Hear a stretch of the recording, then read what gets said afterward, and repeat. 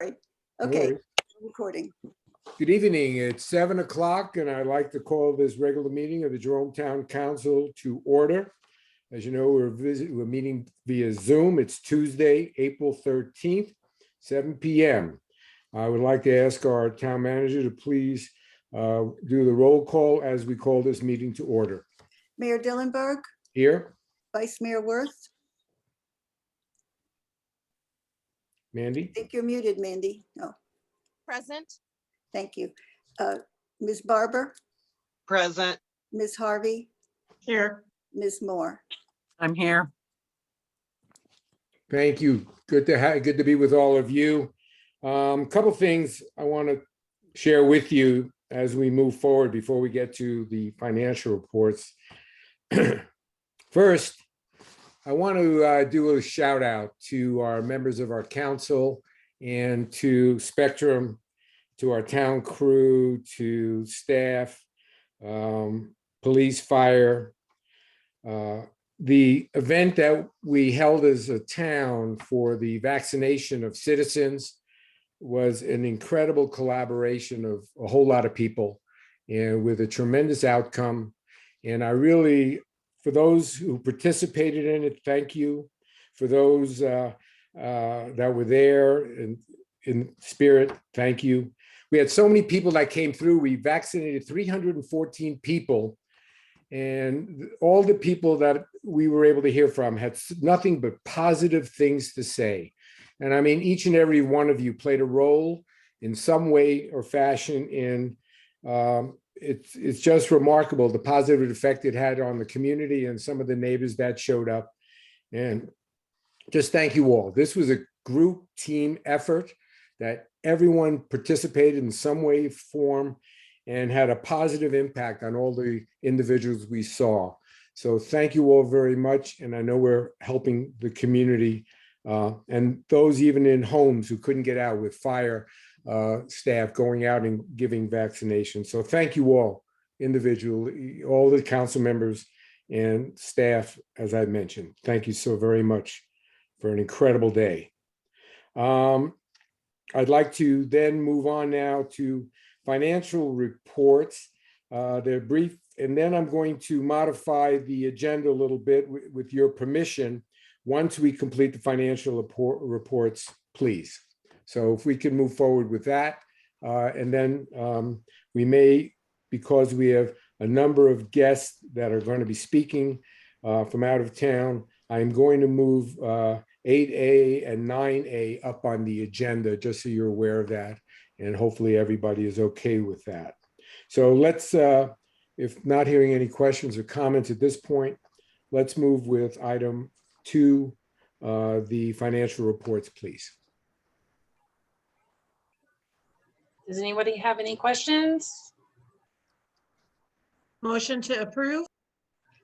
Thank you. Motion to approve. Is there a second, please? I'll second.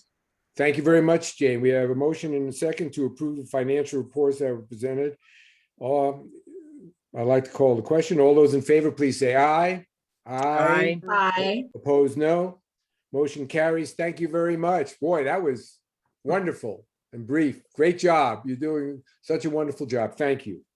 So what I would like to do is move to the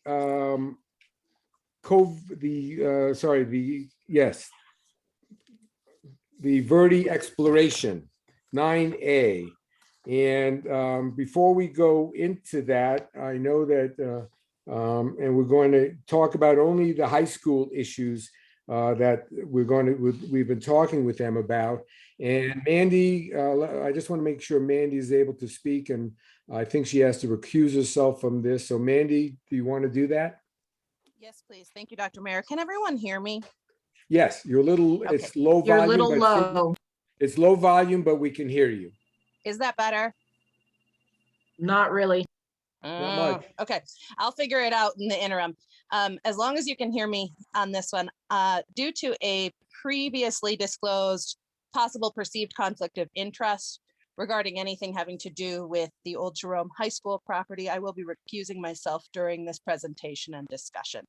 Candace, if you could move me to the waiting room, please. I will do that, yes. Thank you, Mandy. See you soon. I'd like to invite our representatives from Verde Exploration, update the council regarding the plans for the old high school buildings, what their thoughts are, and let's give us something to think about as we move forward in a potential collaboration that can have such a positive impact on our entire community. John, am I going to turn it over to you? Is Rob there? Or? Rob won't be joining us tonight. He apologizes. I know he's come before the council before. Yes. I don't believe I've come before the council. I have in the past, I briefly served as at relieving the town of Jerome's prosecutor for one conflict case. So okay, we're delighted to welcome you. Thank you so much, John. So, well, thank you, and I hope you enjoyed that packet that I sent over. I tried to put in some fun facts there to lighten it up a little bit. Great. Verde Exploration's been around for quite a while. So it is roughly some of the leftover land from the United Verde Corporation. Phelps Dodge took over the mining, and United Verde, basically Verde Exploration was the leftover land. So that's why a lot of the land around Jerome is owned by Verde Exploration and Verde Exploration subsidiary, which is the Jerome Verde Development Company. It's a wholly owned subsidiary. The high school property is, I guess you might say, it's the jewel of Verde Exploration's buildings that it owns in Jerome. It has owned it since 1974. So in the history of it, it's coming up. It's almost 100 years old. A couple of years from now, we'll have the 100-year anniversary of when it was fully built in 1926. And since Verde Exploration purchased it in 1974, we've done our best to try and keep it, I guess, trying to maintain the status quo. As the town is probably well aware, it's very expensive to maintain old buildings. I can only imagine you have a long list of your own individual problems with that. The high school has many of those challenges. When Verde Exploration purchased it in 1974, there were holes in the roof. The auditorium is part of the reason why it's in such its damaged condition is because the roof before Verde Exploration purchased it essentially was non-existent.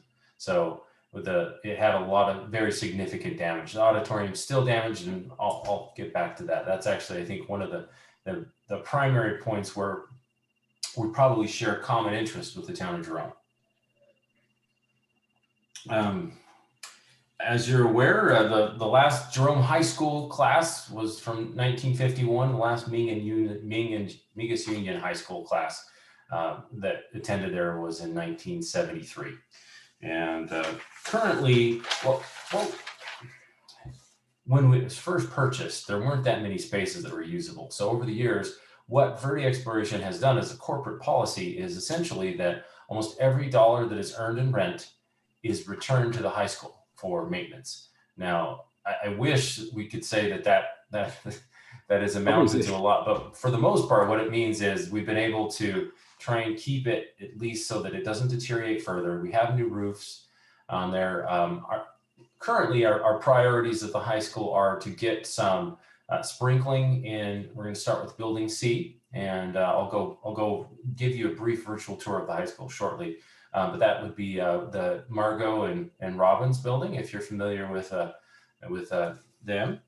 And the idea, and this the long-term idea, is that if we can get the sprinklers in there, then we can convert some of the spaces to work, live, and working with the town, of course, to be able to permit work, live, so that artists who want to live there can live there and also work from their studios. So we've had quite a bit of interest from the community and artists on that. It doesn't make that much money. The cost to convert a space and the cost of the sprinkling, it's a heavy cost. So the return on those investments is going to take a while. So that's why we're trying to balance that at the high school and save up the money to be able to make it a safe place to live. After the sprinkling, of course, there's the stucco, which everybody I'm sure has seen when you've driven past it. The stucco, it's going to be an expensive job. Also, the windows are starting to have, most of the windows have difficulties, and we try to replace them with as close as possible as a match, and it makes any window replacement very expensive, unfortunately. So briefly, let's go on the tour if you want. So yeah, on the handout and the aerial, we have how we refer to the building A is the primary building that everybody sees. And the gym, which was added in 1936, is currently being used by Western Heritage for furniture. They make amazing furniture. I found that old photo of the auditorium, by the way, in the state library. They had some really good photos. So I didn't have enough time to hit up the Historical Society. I'm sure they have some fantastic ones as well.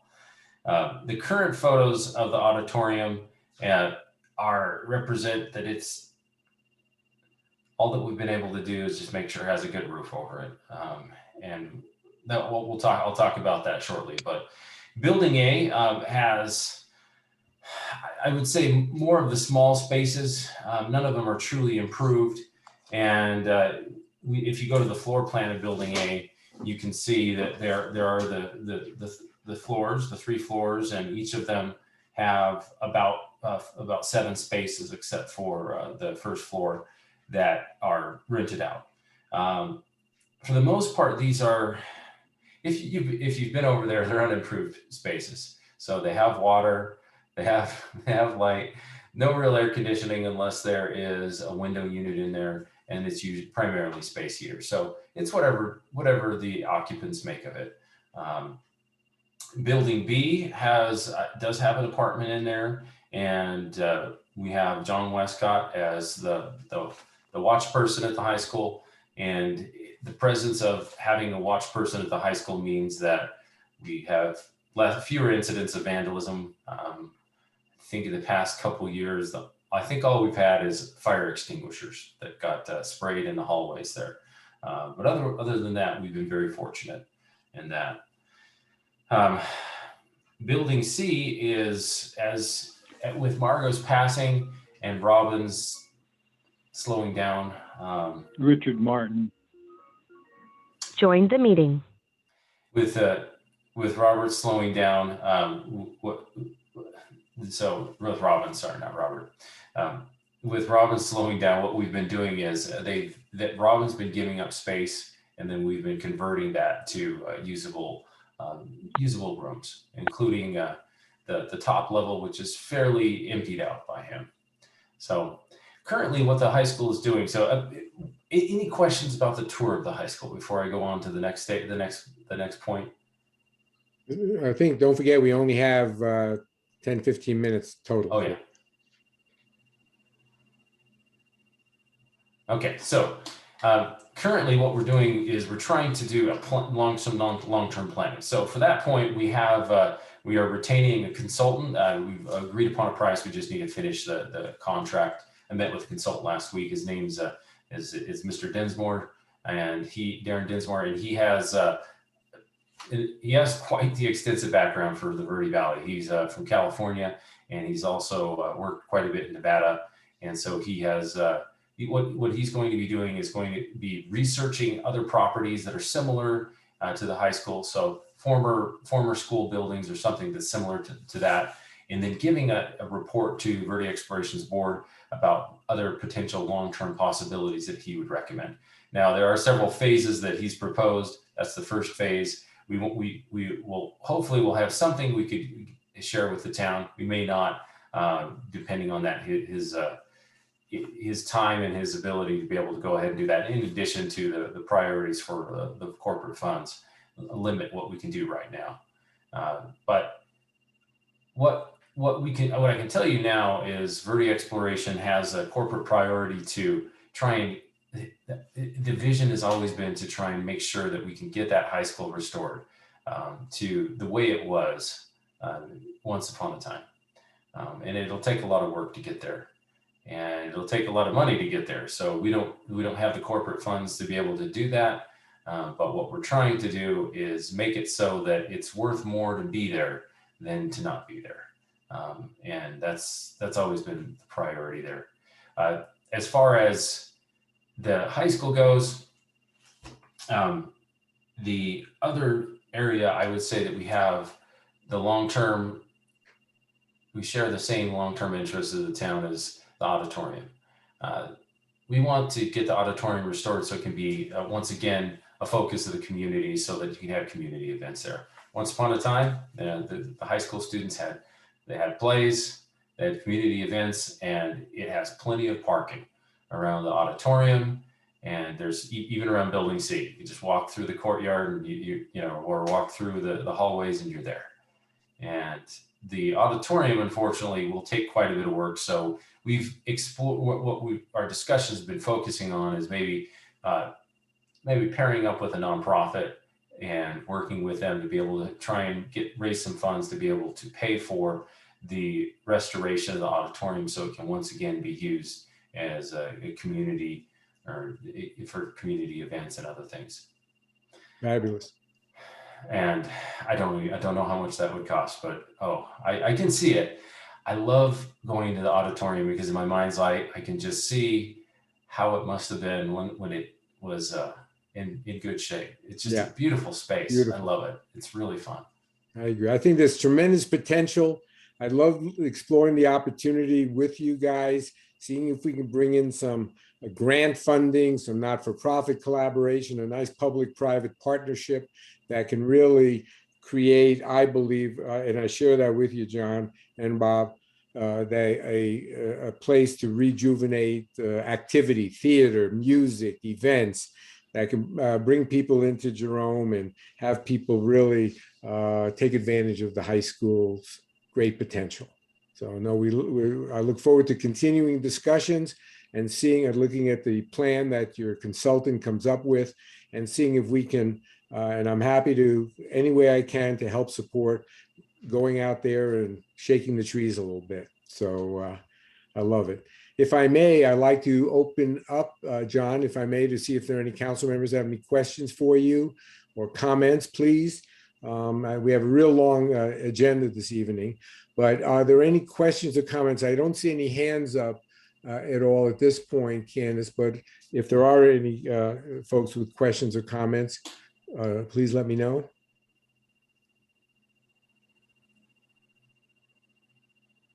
I don't see any hands up right now. Okay. John, I want to thank you. In that case, I guess we can move on. But John, I thank you so very much. It's great. You gave us some great information. We're all excited in our own way to see what we could do to help, Verde go forward with this idea. I think everybody wins. Thank you. And if the town, I know that you came out with a long-term plan not too long ago. Yes. If you engage in any other discussions, for example, with I know once in a while, like the architectural schools at ASU or another school, if the town does get involved in that, let us know. We'd be happy to make the property available, maybe be involved as we can. Awesome. To be able to do that, because it's, I started out my practice in the Verde Valley. So I lived in Clarkdale and I love Jerome. It's a beautiful town. There's so much, I mean, it's just a very special space, and we want to make sure that it keeps that and we still have that. So Verde Exploration is committed to being part of the community. I love it. And that comes true through loud and clear with both of you there, and give our regards to your colleague and let him know we miss him. But we're so excited that with your both enthusiasm and the opportunity it presents for the community. I know the folks in Jerome are very excited about exploring what we could do. Thank you so very much. Have a good evening. Be safe the rest of your evening, and thank you sincerely. All right, Candace, let's see if we can bring Mandy back. Okay, let me text her and.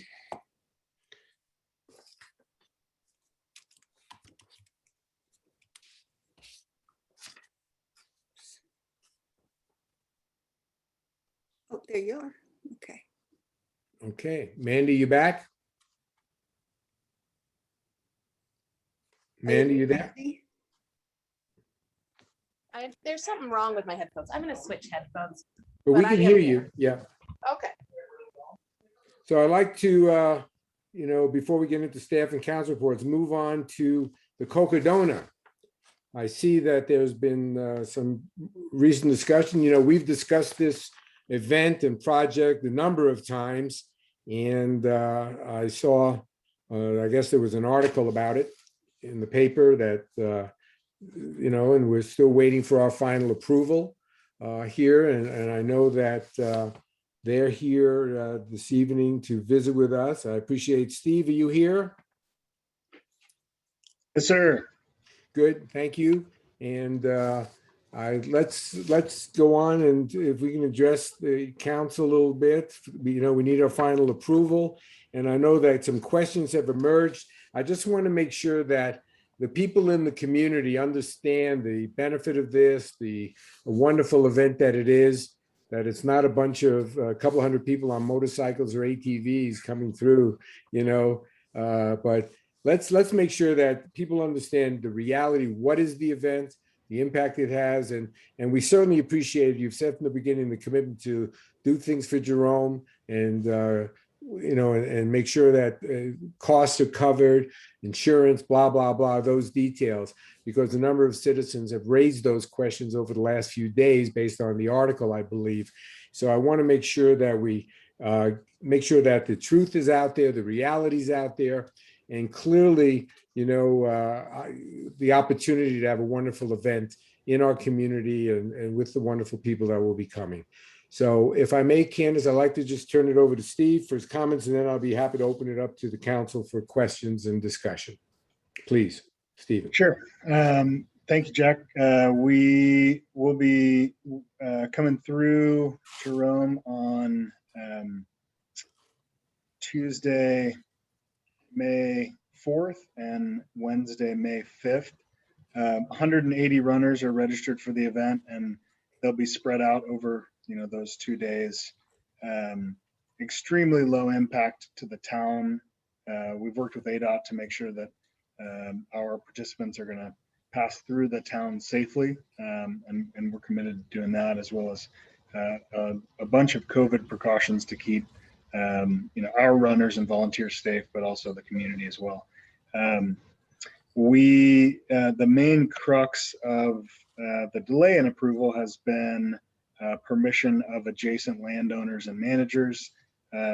Freeport, McMoran, and Verde X have both given approval. We're still waiting on official permits from Forest Service, ADOT, the Jerome Historic State Park, and Yavapai County, but all have confirmed that they will give approval for the event. It's just the wheels of permitting take a long time to turn. I wish I could tell you that I got permits a year ago when I started working on this event, but anyways, that's where we're at. I'm happy to answer whatever questions else we have. Thank you, Stephen. Candace, any hands up? Jane, Sage, both have their hands up. Okay, who, anyone first? Jane was first. Who was? Jane. Jane, please. Okay, I have to say, Steve, I looked at the website and your YouTube videos, and it looks like you've been planning this run for a while.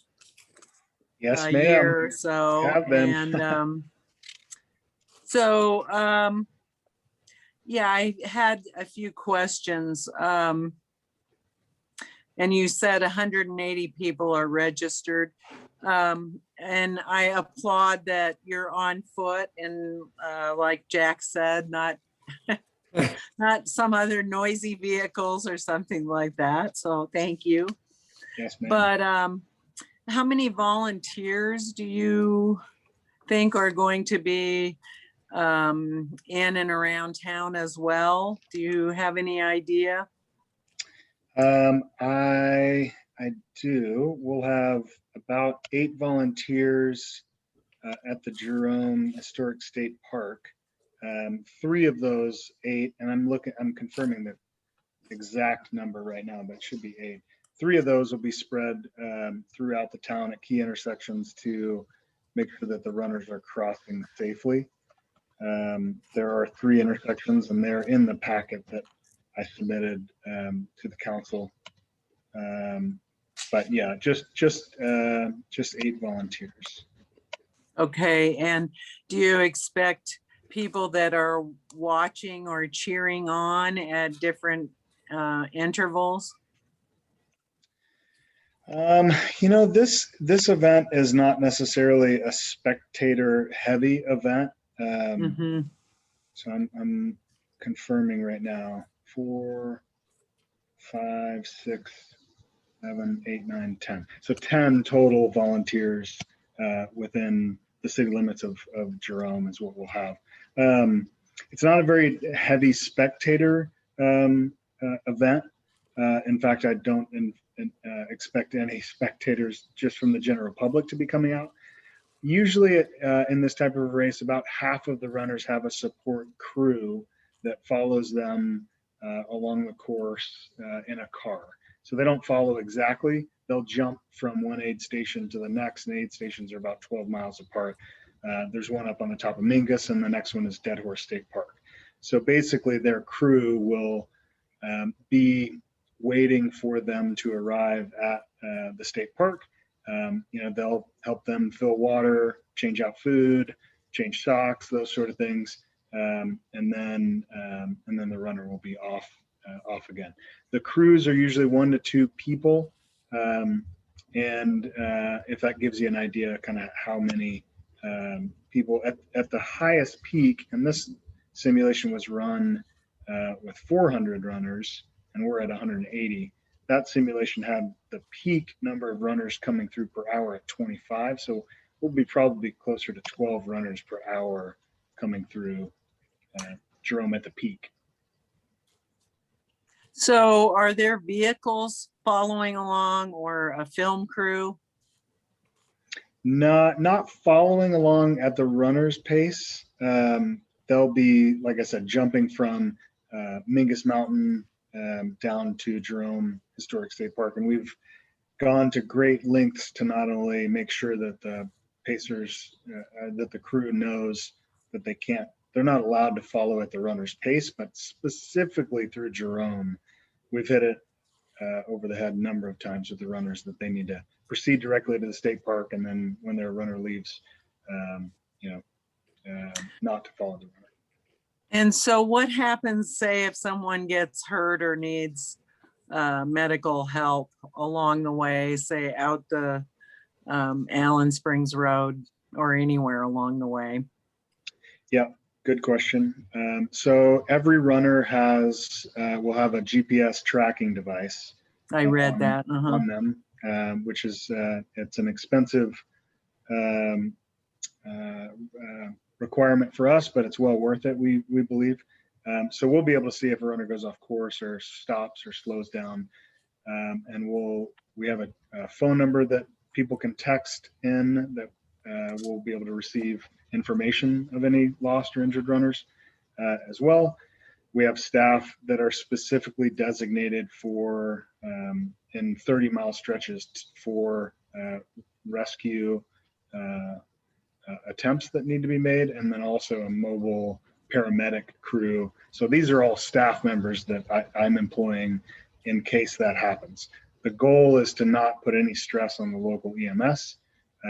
If there is a true emergency, we'll have the person call 911. But the goal is to not need that, for us to be able to know exactly where the runner is by the GPS and be able to go help them as needed. Okay. And I noted that in our previous discussions at council meetings, there were 6 things that we asked that you do in order to be approved for this. And number 3 was, how does it benefit the town? And honestly, I had a really hard time answering that question myself about how it benefited the town. And it sounds like, it's probably not going to impact the town a whole lot. I did receive phone calls today, as well as the letters that came in about people being concerned about being disturbed at all hours of the day and night for that several days with dogs barking. And, I am concerned about how this might impact residential neighborhoods.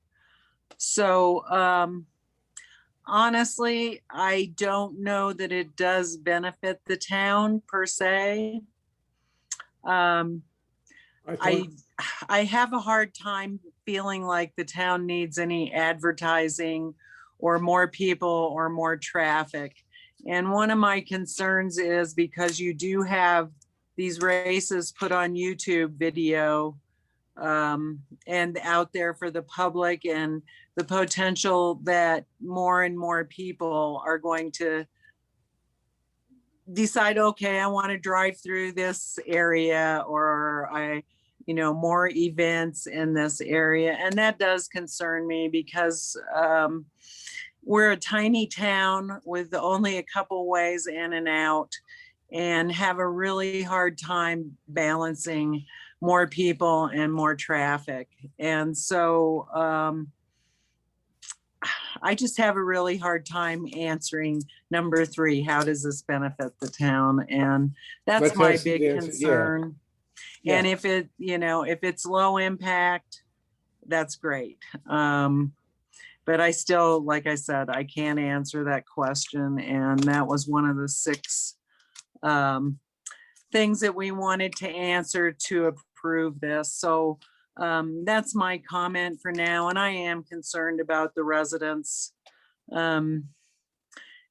being bothered in residential neighborhoods, because this is actually a commercial enterprise. I mean, I believe, isn't your registration fee somewhere? I'm not sure what you do with the money that you raise, but I think your fees to run are around $1,200, $1,300. That's right. Yeah, I wish I could say that we would be profitable at that amount, but we're going to lose money this year. But it is a for-profit commercial venture. You're right. It is a commercial venture and does pass through residential neighborhoods. And so, yeah, I'm concerned about impacts, and hopefully it is no impact.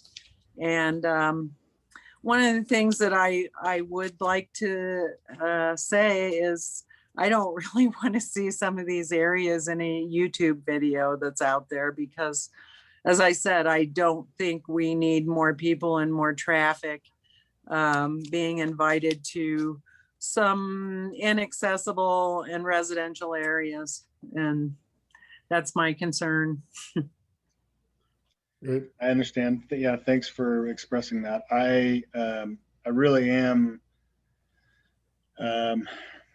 committed to making the impact on the town and the residents as low as we possibly can. And I believe it will be a very low impact. But the decision is in your hands for sure to make the call. I'm also committed to doing anything we can to benefit the town. I've tried to figure out a way, and haven't made the best headway in what we can do to benefit the town.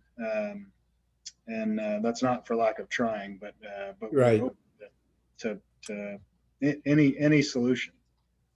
Well, some of these areas that you're passing through that the town has jurisdiction over, we don't have any room for people to park that want to go out there and see what you're showing on a YouTube video. We just don't have parking areas. It's not like Sedona or Dead Horse State Park where there are parking areas to access these areas. And we have a lot of EMT calls for accidents that happen in these areas, and bringing more people to some of these areas I don't think is a good idea. And so I guess that's my comment.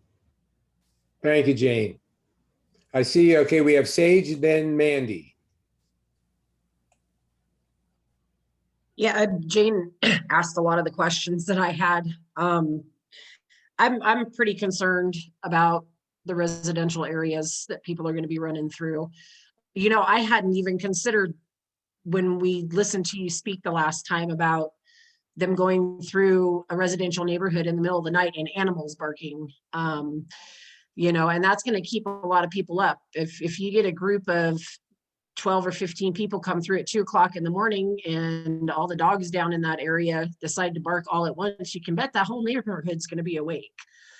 My other concern that Jane didn't address was where you're going to have, I wrote down crossing guards. Basically, you're going to have some type of crossing guards. At least 2 of those are not going to have restrooms for access for your people to use. And I've actually had some residents be concerned about that. They don't want them relieving themselves on the side of the road or in somebody's yard. And that would be the one at Holly and Douglas. That's a great question. I thought through that. We've put an additional 2 people at the aid station at Dead Horse Park, and their whole job is to circle around, pick up and trade out with those volunteers at pretty small intervals to give them restroom and food breaks. So I think we've come up with a good solution there. Okay. Thank you, Steve. And my other thing is too, is I'm going to kind of reiterate what Jane was talking about. I don't really see any benefit for this town. And right now I'm seeing negative benefit for the residents at this point. And if I lived in the Gulch, I would probably be against you running up the Gulch at 2, 3, 4 o'clock in the morning or walking up the Gulch.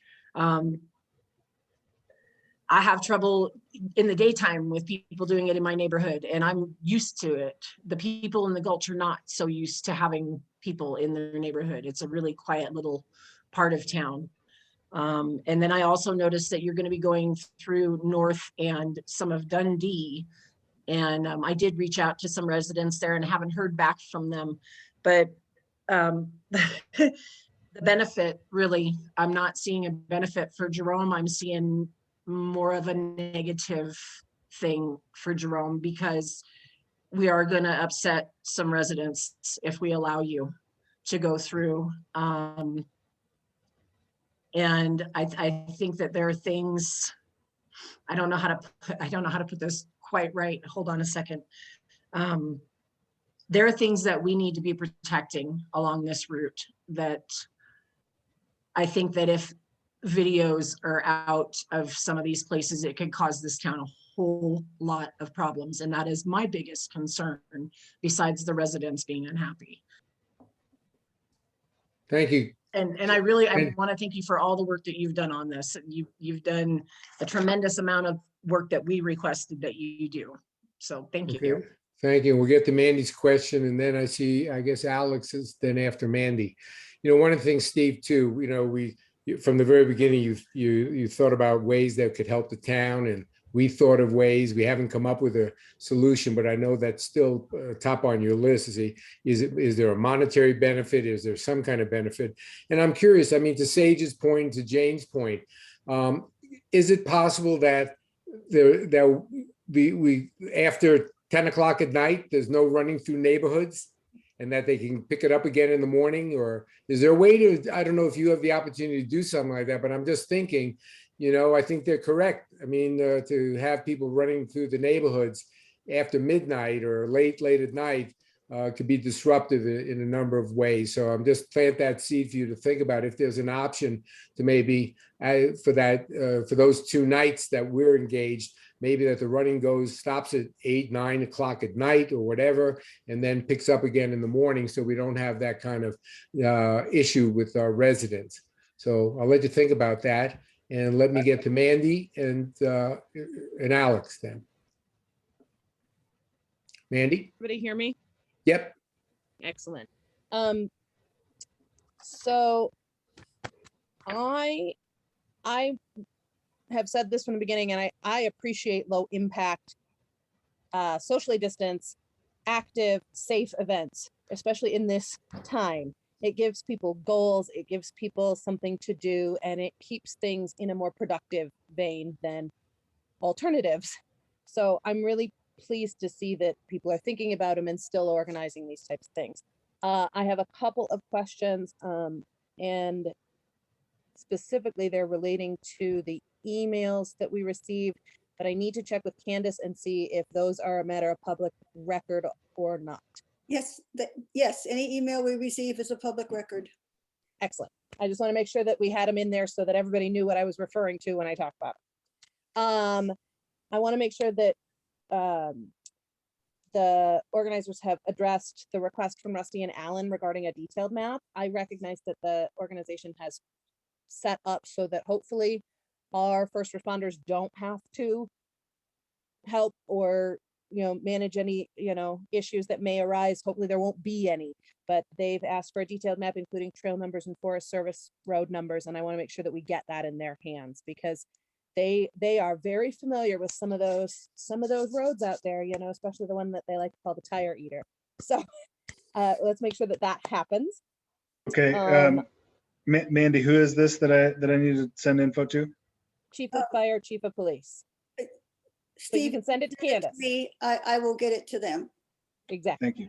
They just want a detailed map so that if there was a call, they can easily find it. Great. Yeah.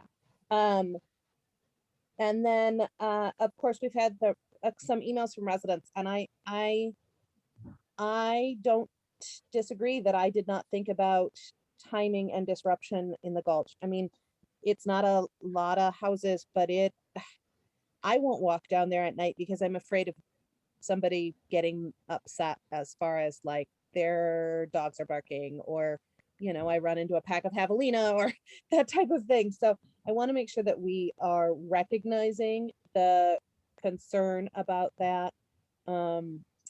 What Sage said about certain places out there that we really don't want on camera and running all over the internet. As much as it could be with 180 people going through, I think that is definitely a valid concern. And then if I can refer to Miss H's email, and we just got this today, so I haven't had a chance to do my own due diligence on what she mentions, but maybe Steve can address her concerns about their most recent run at Lake Pleasant. Well, what are the concerns? It specifically says, I heard about their most recent run at Lake Pleasant, April 11th, a fiasco for all those employed at the lake and the intensity of the rerouting of high volume weekend traffic.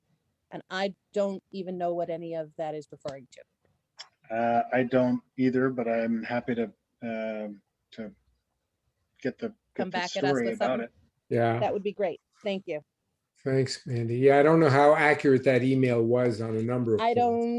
don't either. That's I know another nothing about story. it and I just I'll- haven't had time. So Gotcha. I'm hoping that maybe we can just get some clarification. Thank you so much, Mandy. If it's all right, then I can move to Alex. Is that all right? Are you finished? I don't want to cut you off. Okay, Alex. I have some of the same concerns that all three of the other ladies have talked about. And I am actually a resident of the area that it is going through. To only have a few people per hour originally that we had talked about is not the reality of people coming through in the middle of the night. We do have herds of javelinas out here in the Gulch lately as well, which might be dangerous for the runners. So also, again, that everyone has talked about, how is this benefiting Jerome? And those are my comments. Thank you for listening. Of course, thanks, Alex. Steve, I don't know if you had any thoughts about that or the hour, maybe winding things down a little bit late at night or whatever. There's, Andy, I see your hand up. I don't know if it's just still up from before. Sorry, Steve. I just want to make sure. Still up from before. I haven't gotten back to my phone to No switch it. worries. Thank Just you. checking, just checking. Thank you. Sorry, Stephen. I didn't mean to cut you off. Please. No worries. Yeah, I really wish that I could say that it would be possible to shut the event down at night through Jerome, but it's just not. That's not the style of event that we're doing. Okay. That's not a possibility. Okay. Thank you. And any more thoughts about how, if you could pick a way to help Jerome, recognizing, Hand up.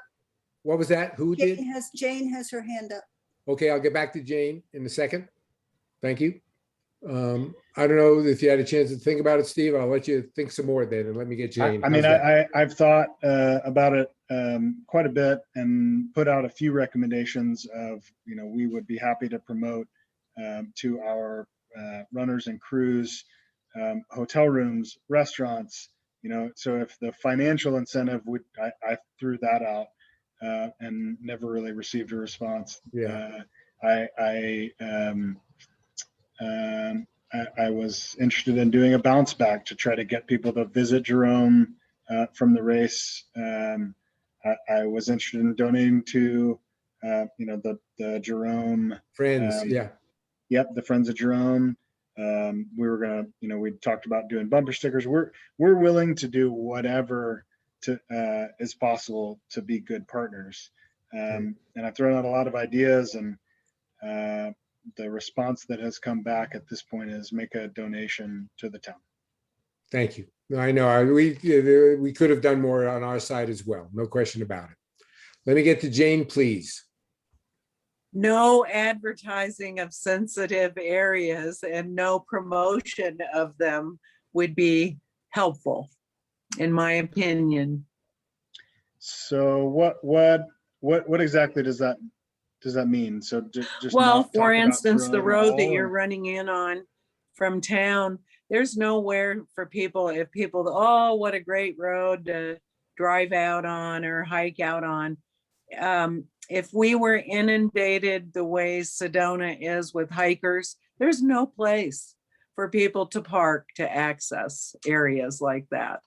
I mean, I don't even think it's a good idea to have that in a YouTube video. Oh, what a great place to go, because there is no place to park.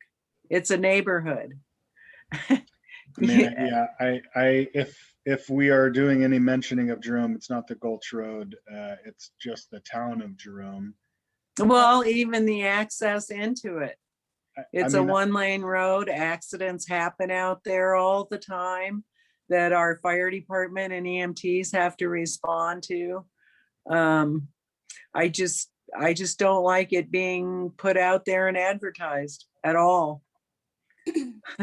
And I know most of your runs are usually on single track trails and forest trails and things like that, where you're not impacting communities. This is a first where you're connecting towns. I don't know how Sedona's high impact tourism as well. And there's a point where towns can't handle more people and more cars.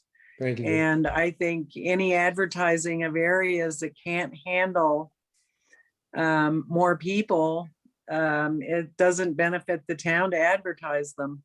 Thank you. Jane, thank you, Jane. Candace, you wanted to make a comment? Yeah, I just have a couple of questions for Steve. Steve, is it possible, I think what I'm hearing from the council members is that they don't want pictures on YouTube of Gulch Road or Allen Springs Road. Is it possible for you to eliminate that part on your YouTube videos that you put out? Absolutely. Okay, and another question, is it even feasible to eliminate Gulch Road from your travel route? And not from the runner's route. Okay, I didn't think it would be, I just had to ask. Yeah, I wish there was a way to do it for how we have the event proposed. It's not, especially less than 3 weeks out from the event. And my last question, I know you did provide a certificate of insurance naming us as an additional insured. I appreciate that. I think I heard you say at one point that your runners would all sign waivers. Is that correct? Yes. And can we make sure that the town of Jerome is included in whatever hold harmless they sign on your waivers? Sure. Waivers have already been signed, but if we need to get another waiver signed, we can do that at the start line with the runners. That was all my questions, Mayor. Thank you very much, Candace. Any other questions or comments? Okay, So at this point, I mean, is this something we're going to vote on right now, or are we going to, as far as I'm concerned, we've sort of gone along with the concept to do this. I think if we can deal with the questions that Jane raised and the other council members about, not having in the video, the Gulch or Allen Springs, we said if we don't promote those, if we figure out a way to get some sort of remuneration for the town from this event to give it a benefit. We've been discussing it for quite a while. And I know some things have just more recently emerged, but certainly I think we're not dealing with that large group of people. They're going to be on foot. They're going to be, I think the late night thing is a little bit of an issue. Clearly, especially down Gulch Road, but that's a public street, if I remember correctly. And so I don't know, is there any further discussion on this, or do we want to? Yes, sorry. I would like to just say, Yes, a please. couple of words. Yes, please. Before we're done. I really, I ask the council to please consider the event. I'm committed to making this event work for many years to come. If you'll have us back, I would ask that this year you would give us a chance. We'll do everything we can to make it a low impact event, to benefit the town. It is a small event. And I will really do whatever you deem appropriate to lessen the impact on the town, and just ask them to give us a chance this year. Thank you so much. We really appreciate the hard work on this, and I think it's really an exciting opportunity. Again, to Jane's point, we don't need more tourists, but we certainly appreciate the recognition and the opportunity to get some positive out of this. And anyway, I think there are a lot of pluses for this going on as opposed to minuses. If there's no further discussion on this at this point in time, thank you, Stephen. Jane has her hand up, Mayor. Okay, Jane. If this does get approved, I would certainly like to see it in writing that certain sensitive areas are not going to be on the YouTube video. Yeah, that's a valid request. Yes. And those are particularly Gulch Road, the Allen Springs Road in particular. Jane? Well, I don't know about since Dundee. I know that has been an issue going through that area in the past. Perhaps, I know that gate is locked. I'm assuming that it will be unlocked to let people Okay. through. But nobody's, I mean, the thing is, I was totally unclear exactly where this was going to go. And because of our Zoom meetings and people not attending in person, I think there are people out on Dundee North Drive that have no idea that this is going to be happening. Well, it's been publicized, and I'm sorry about Well, that. it came out in the paper, and that's the first a lot of people are hearing about it. Well, we're less than 3 weeks away. I think that we have certain responsibility. If we Right. this had, I mean, at this point in time, I believe that our effort should be to do it and do the very best we can to make it a success to our definition of success and Steve's definition of success, and do it collaboratively. We may not please 100% of the people, but I think a lot of people will be pleased ultimately. And then we just have to then learn from it for the next one we do. Candace, did you have a comment? No. Well, I think we need to make a decision on this. If there's no further discussion, I'd like to make a motion that we approve this event as we discussed all along, and with the restrictions that Jane and our other board council members made about not putting onto YouTube those particular locations specifically, Dundee, the Alice Springs, what was the other one? Dundee? Gulch Road. Gulch Road. So Stephen, I mean, those are part of the thing that they would have to not be included in any promotions that occur after the event, if we go forward with this. And is there anything else that anyone would want to add to the motion before we finalize it and have a vote on it amongst ourselves? Does that address some of your critical issues, I hope? Yes, Jane. I just want to remind people, this is a commercial event and it is not like some tourist just randomly walking down a side road. Sure. So, okay. Yeah. And hopefully as it emerges, there will be a benefit to Jerome. I know we don't need more tourists, that's for sure. I think there may be opportunities for other positive outcomes of this. We'll see, and that's what I'm hoping. And I appreciate their hard work, their honesty, and the fact that we've been just talking about it in a positive way for quite a while. And I think we have an obligation to honor that. That's my personal belief. I mean, each of you have your own, and I respect that. And I want to make, from my perspective, I think we passed the point of voting no on it. That's just me, because I think we've discussed it enough. I think you've raised some really good issues that we hadn't thought about that can be addressed. And I think Steve is going to do the best he can to address those. And again, it's just a 2-day event that has 180 people on foot. And I'm hoping that we can, in the next few weeks, even tweak it even more, that it's really become successful and meaningful for Jerome. That's my hope. I see Sage has a hand up. Oh, Just sorry. real quick comment. I just want to say that our responsibility is to the residents of this town. They are who voted us in. Thank you. Our responsibility is to the town and to the residents. And there are 450. So if we have 3 or 4 or 5 that are not happy, that is not the majority of the town. So clearly, I agree with you. Our responsibility is to look out for the citizens and the community. And yes, so let's look out for the citizens and the community and honor, and we have to look out for the credibility of our town too. That we do what we say we want to do and do it well with integrity as we go forward. So I'm going to make a motion that we approve this and move forward with the event. And I don't know if there's a second. Dr. Mayor, I would entertain being the second, but I'd like to clarify the motion, please. Yes, please. If we could clarify the motion so that I would second the motion to approve with the understanding that the chiefs receive a detailed map with some advance notice so they can share it with their staff, and that there is no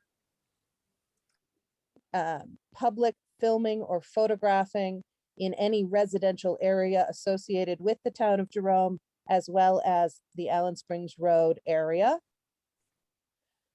And then I would also like to add that after this year's event, we see what we do even just a simple brief emailed survey for our residents to see how they felt about the event, and that would give us some data to work with Absolutely. Good when point. considering next year's.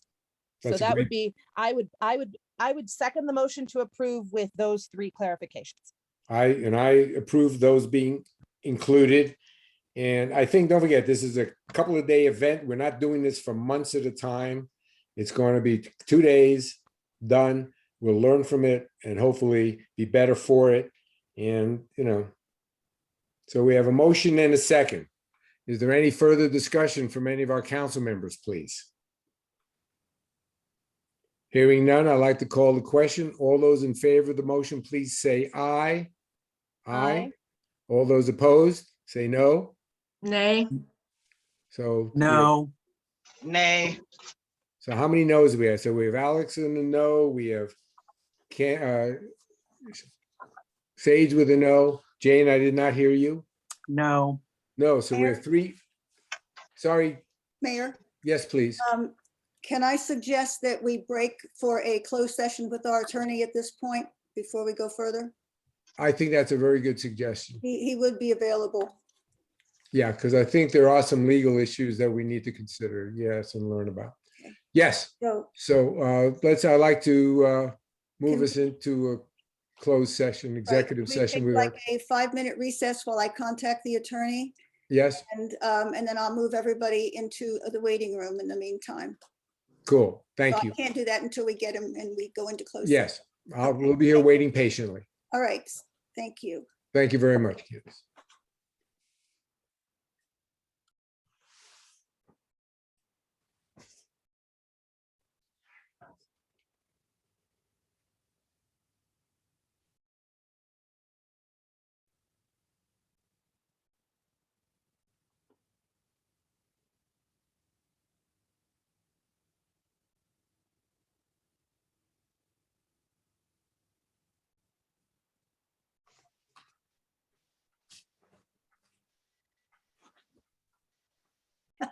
Thank you, Do that Stage. one more time. I'm sorry. A motion to go into closed session.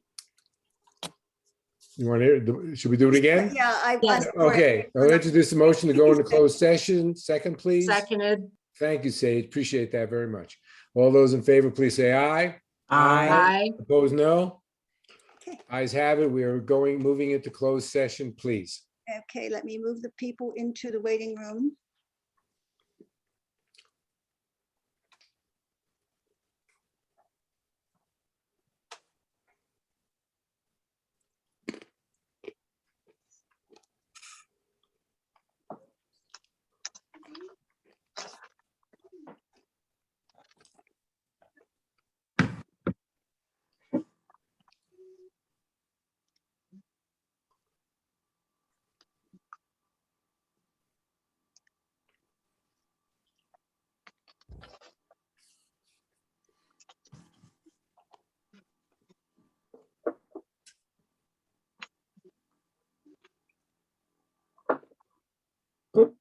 John Knight, I can't put you in the waiting room because you're a host, so I need you just to leave.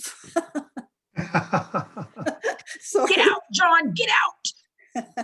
Nice seeing you, John. Right. Send us I'll a text you when postcard. we're done, okay. And you're still recording, Candace. I have to be recording till I get everybody out of here, so. But thank you. Let's see, I think Vito, yeah, we don't want to. Okay, I think that's it, right? Okay. Are we good?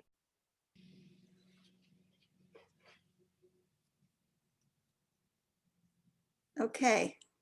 Everybody's back in here. We're back in open session. And I believe the mayor's going to call a brief recess. Yes. And I would like to do that. Have a brief recess now for 10 minutes, please. Okay. Thank you all.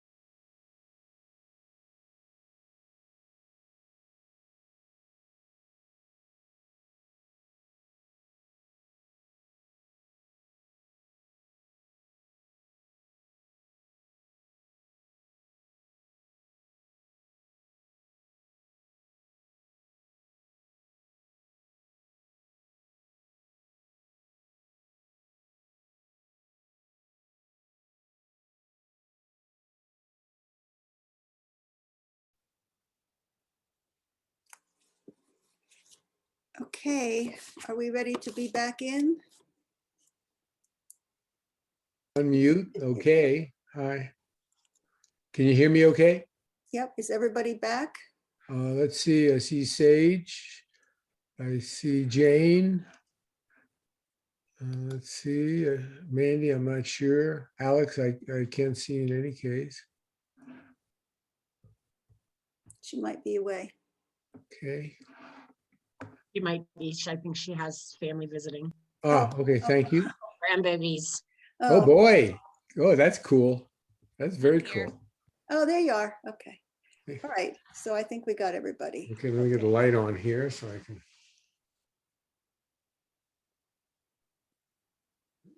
I apologize if I was holding up the show. Not No, you have definitely good reasons. much. So glad. That's very cool. Great. So So do I Mayor, call this meeting back to order? sure. If I may, at 8:59 Okay. PM, we'll reconvene our meeting, please. So So- Mayor, during the recess, I was able to contact Steve Adderholt and discuss with him the conditions that we talked about during executive session. And Yes, he did agree to those, which is a written statement that there will be no use of photo or video on residential streets in Jerome or in association with any town of Jerome property. excellent. That's awesome. I hope that's great. So and we're going to learn from this first event, I think.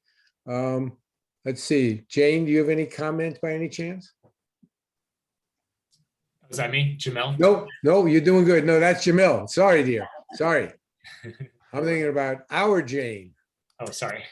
That's okay. Jane, there you are. I was going to say you're. I understand that we can take a revote on this, if I'm correct.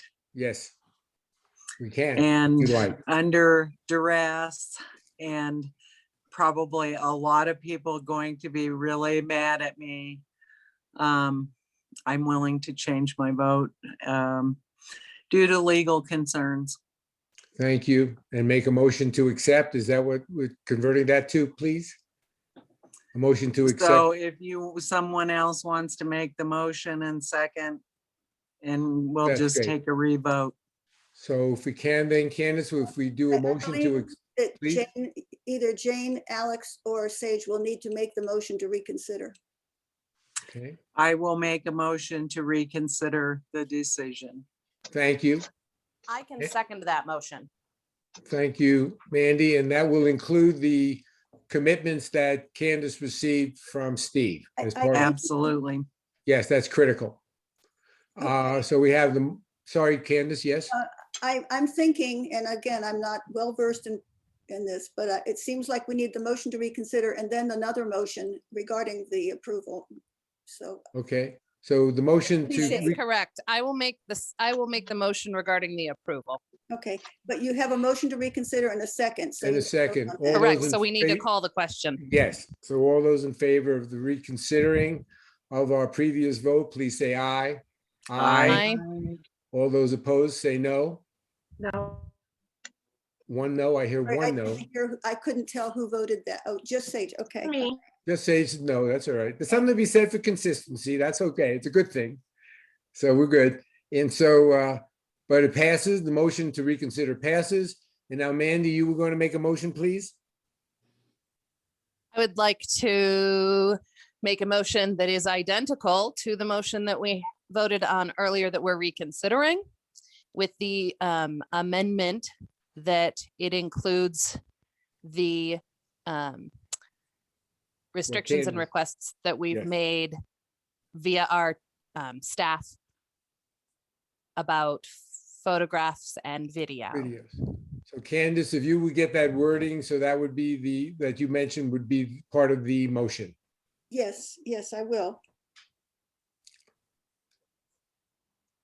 Is- So now do we have the So, motion so to? that's my motion. I will second that. So we have a motion and a second to go forward with the stipulations identified. Do we need to read that, Candace, or? That was with no use of written statement that there'll be no use of photos or videos on residential streets or in association with town of Jerome property. It's moved and seconded. All those in favor, please say aye. Aye. Aye. Aye. All those opposed, please say no. No. So we have 3 ayes and 2 noes. Motion passes. Thank you all. Good work, good discussion. Thank you, and we look forward to to having a very successful event that meets the needs of our community and honors the needs of our community. And then we look forward to planning an even more successful one for year 2, maybe. Okay, moving right along on our agenda. Let's get moved to staff and council reports, please. Candace. Gosh, we're just there, huh? I know we got a ways to go yet. I'm open if you want to cut things out. Right, okay, I'll go fast. Right. Let's see, with Sage and Alex and Marty and Rusty, we met with Supervisor Donna Michaels about the slide area across from the fire station. The county's appropriated almost $80,000 for engineering design to address that, and they've already started work on that. Fabulous. I heard unofficially they've appropriated money in their next budget for the construction, but I haven't had that confirmed yet. Awesome. We attended the usual lots of Zoom meetings and webinars. It seems like there's more meetings than ever these days. Those are all listed in my report. I'm trying to Good. speed this up here. I submitted I began preparing our second submission to DEMA for reimbursement of COVID expenses. Our first one is still sitting there. That hasn't even been reviewed yet. So we're just going to keep sending things in and Yep. hopefully we'll get some money back. Yes. Submitted our first payment for the CDBG grant for the Dundee water lines. Let's see, the vaccination event. We scheduled council field trips to the Hotel Jerome tomorrow at 3 o'clock. Marty will be joining us for that, and to our Springs on May 12th at 10 a.m. And we did have a site visit at the Hotel Jerome on April 8th, and Mandy was there, and Alex, and Barry Wollstonecroft, and then Teresa and the contractor from the lead abatement place. And we went through the hotel, and they're moving forward with this, and ADEQ funds it through their brownfields program. There's no cost to us. So Great. Awesome. try to get the 3rd and 4th floor done at once, but that might not be possible depending on the funding. Continuing to work on the budget. I have our first meeting date proposed as Tuesday, April 27th.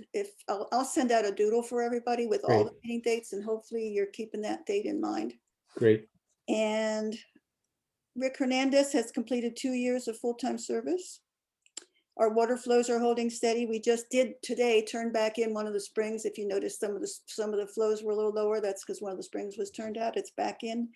And our sales tax is again remarkable. And I have to tell you that you have my chart on the sales tax. I just got March's numbers today, and March we had budgeted 60,000 in revenue. We brought in 97,000. Wow. So wow. Plus a lot of parking revenue this month, as you saw from the chief's report, like 25,000 or something. So it's remarkable. That's all I can say about that. Really good. Thank you. Report. And our best wishes to the town crew and staff for all that work to make it all happen. Any questions from anyone? Yes, please, Sage. So I just want to comment on Alan's report. If you read about the bottom couple paragraphs about the problems with our radios, I think that we really need to make sure that this gets addressed. It's $8,000 that we're paying our part. I listen when active 911 goes off, and I listen on a radio scanner. And let me tell you, I think you guys have heard me mention that we have some terrible radio communication up here. Anything that we can do to help our EMS and our police, or EMTs and police, to be able to communicate not only with just each other, but with the ambulance that's coming, with dispatch. I mean, there comes points where they can't even do it anymore. I mean, that's a great suggestion. Is there a strategy? Does he have a tentative idea or plan to move forward with that? But I think we would support it. If you read his report, he talks about how they're going to do, Clarkdale wants to do half, and we wanted to, because Clarkdale's having the same problem. Sure, I think it's a great idea. To get something working so that they have a much better radio communications system is got to happen. I agree. Candace, is that something we could just do with a directive? I can do it. You can do it. Please do it. You have our full support. That, and I've already spoken to Alan about it. This is an emergency, so we're moving forward with it. Great. Thank you. Excellent. Thanks. Thank you, Sage. That's great. So let's get it done. Great. Thank you. I had a question about that. Oh, yes, please, Jane. Yes. Are there monthly fees associated with that? Somebody told me that there may be I haven't heard that. once. Okay, that would be something to find out. Yes, thank you. Good question. Do we need a motion to approve? I have my hand up too. Oh, wait, sorry, I didn't see, sorry, Right. Alex, please. And what I would like to say is oversized trucks. Also on Alan's report, we had 12 oversized trucks in 1 month. Pretty sure I called in half of those. Yes, Sage and I had talked about it. I thought for sure you were gonna talk about that, Sage, and you did not, so I thought I should follow up. Great. I don't know what it's gonna take ADOT to realize that we need a little bit more than what we have. And again, I'll just keep an eye on the oversized trucks. I think we maybe need to talk to ADOT again about some flashing lights on those signs. I couldn't agree more. agree. I couldn't agree more, Alex, you're right. I'll reach And out to John Latier. Okay, Candace will reach out. Sign that they added at the bottom that says no turnaround after roundabout is so small. I don't think anyone Yeah. sees that. So Yeah, no, it's Thank a you. great catch. Thank you, Alex, because we need to support that. That has to happen. Mandy, is your hand up there? Or is that Yes, old? my hand is up.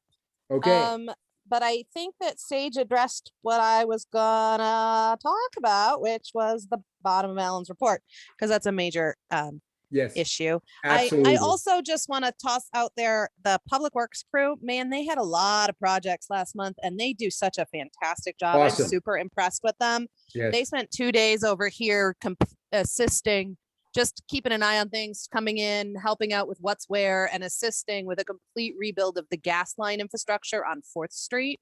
yeah, And they are great. And Unisource couldn't say that Unisource employees who were working on digging everything up and replacing it for safety issues could not say enough about how much they appreciate working with our town crew. So great. Thank you for bringing it up. Thank you so much. Okay. So can we move to zoning administrator? Do you want to have a motion to accept the reports? Let's accept the reports. Is there a motion, please? Motion So to moved. accept staff reports. Thank you, Sage. There a second? I'll Second, second. Okay, we got a universal second. Pick whoever you want. Okay, all those in favor, please say aye. Aye. Opposed, no? Aye. Thank you. That was all good addition there, colleagues. Thank you. Zoning administrators report. Okay, Professor Knight, brevity and levity. Good evening, John Knight, zoning administrator. Rather than give a report, I'll be happy to answer any questions if there are any. Thank you. That's great. Thank you. Perfect. Any questions? I see a hand up there, Sage. Just real quick, you did miss one thing on here, John. You did spend quite some time working on the parking ordinance with me. Thank you. Well, we're gonna talk about that next time. Okay, Thank good. you. Thanks. Thanks for holding him accountable, Sage. I love, He's on top of it, believe I me. love it. Good job. You have a hand up by Mandy. Yes, hey, Mandy, please. thank you, Dr. Mayor. The one thing that I had a question about for John is from the April 5th DRB meeting, and then I noticed it's on the P&Z meeting for next week, the extension request for 324 Queen Street. Can you explain why?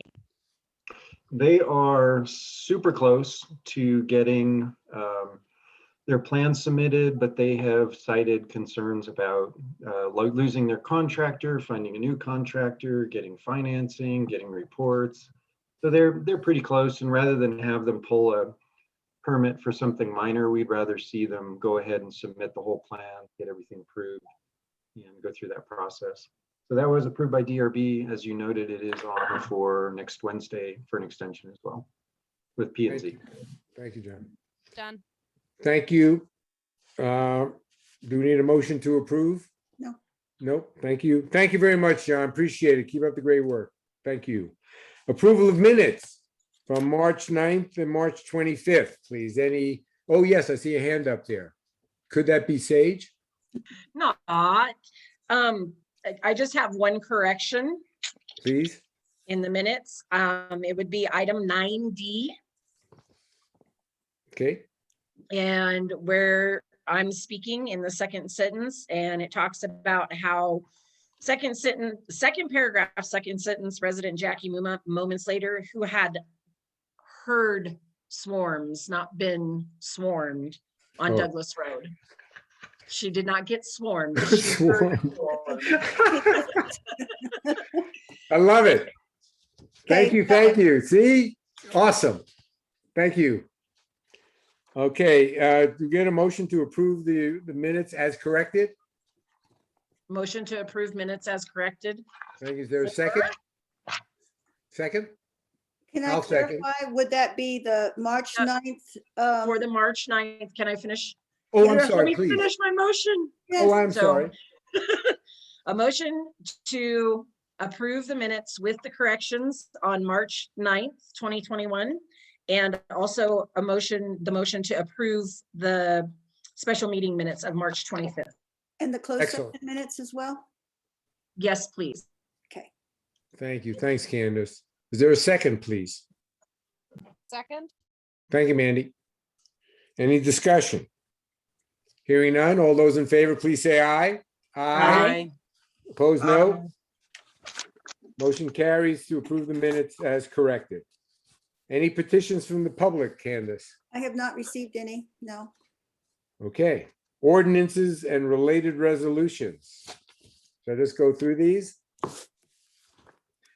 First one, item 7A, second reading and possible adoption ordinance number 468, an ordinance of the Town Council of Jerome, Arizona, amending the Jerome Town Code by the deletion of the section 10-3 thereof, quote, driving while using a portable communications device, close quote. Any discussion, amendments, or actions? Sage has her hand up. Yes, Sage. Motion to approve. Is there a second? Second from Andy. Any discussion? Hearing none. All those in favor, please say aye. Aye. Aye. Opposed, no. Thank you. Ordinance 468 is passed. Item 7B, second reading and possible adoption ordinance number 469, an ordinance of the Town Council of Jerome, Arizona, amending section 8-5, quote, tour business code, close quote, of the Jerome Town Code regarding business location. Any discussion, please? Jane has her Hearing- hand up. Who I does? have a question. Jane, Yes, please, Jane.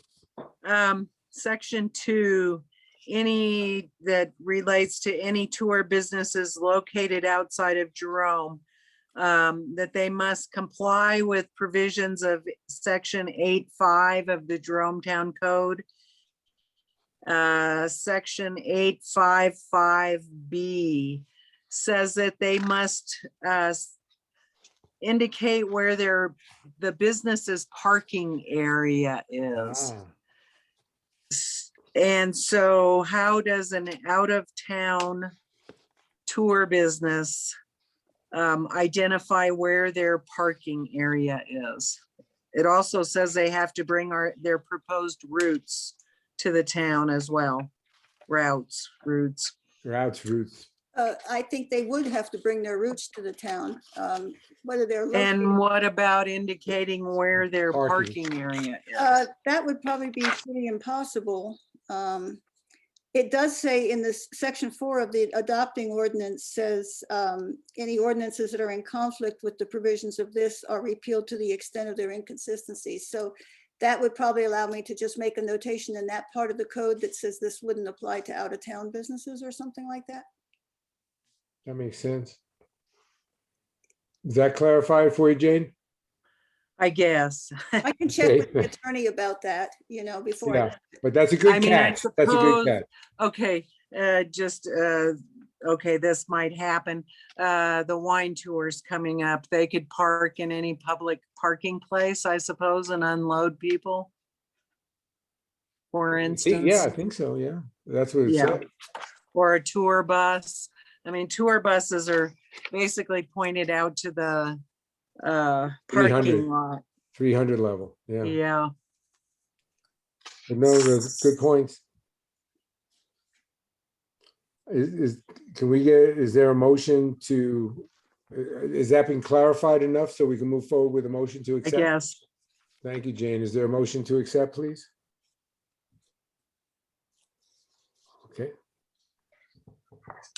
I'll make a motion then to accept the ordinance 469. Is there a second? Second, thank you, Sage. Is there further discussion? Hearing none, all those in favor, please say aye. Aye. Opposed, no. Aye. Thank you. Motion carries for ordinance 469. Let's move to item 7C, a resolution number 612, a resolution of the Town Council of Jerome, Arizona, declaring as a public record that certain document filed with the town clerk and entitled, quote, proposed changes to the Jerome zoning ordinance regarding signage, close quote.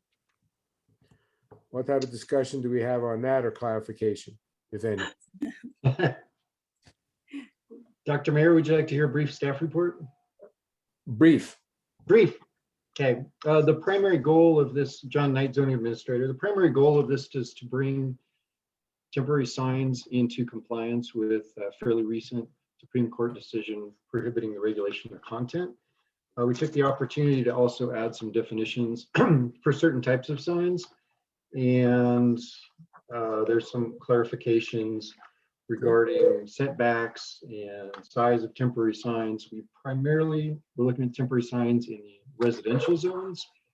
And there's been some interest by DRB and P&Z in taking a look at the commercial signs, temporary signs, but that's not part of this proposed changes at this time. Awesome. So, happy to answer your questions. Thank you for the clarification. Any questions for John?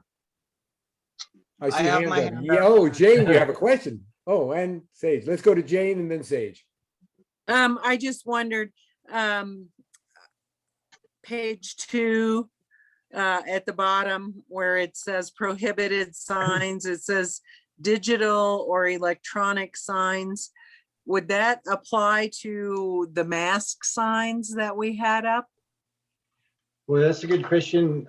We're primarily looking at signs by private businesses, property owners, et cetera. I'm not sure that would apply to public sort of highway directional signs. I mean, Does that need to be specified in there, though? Great question. Jane, I can say that in section C2, I'm sorry, yeah.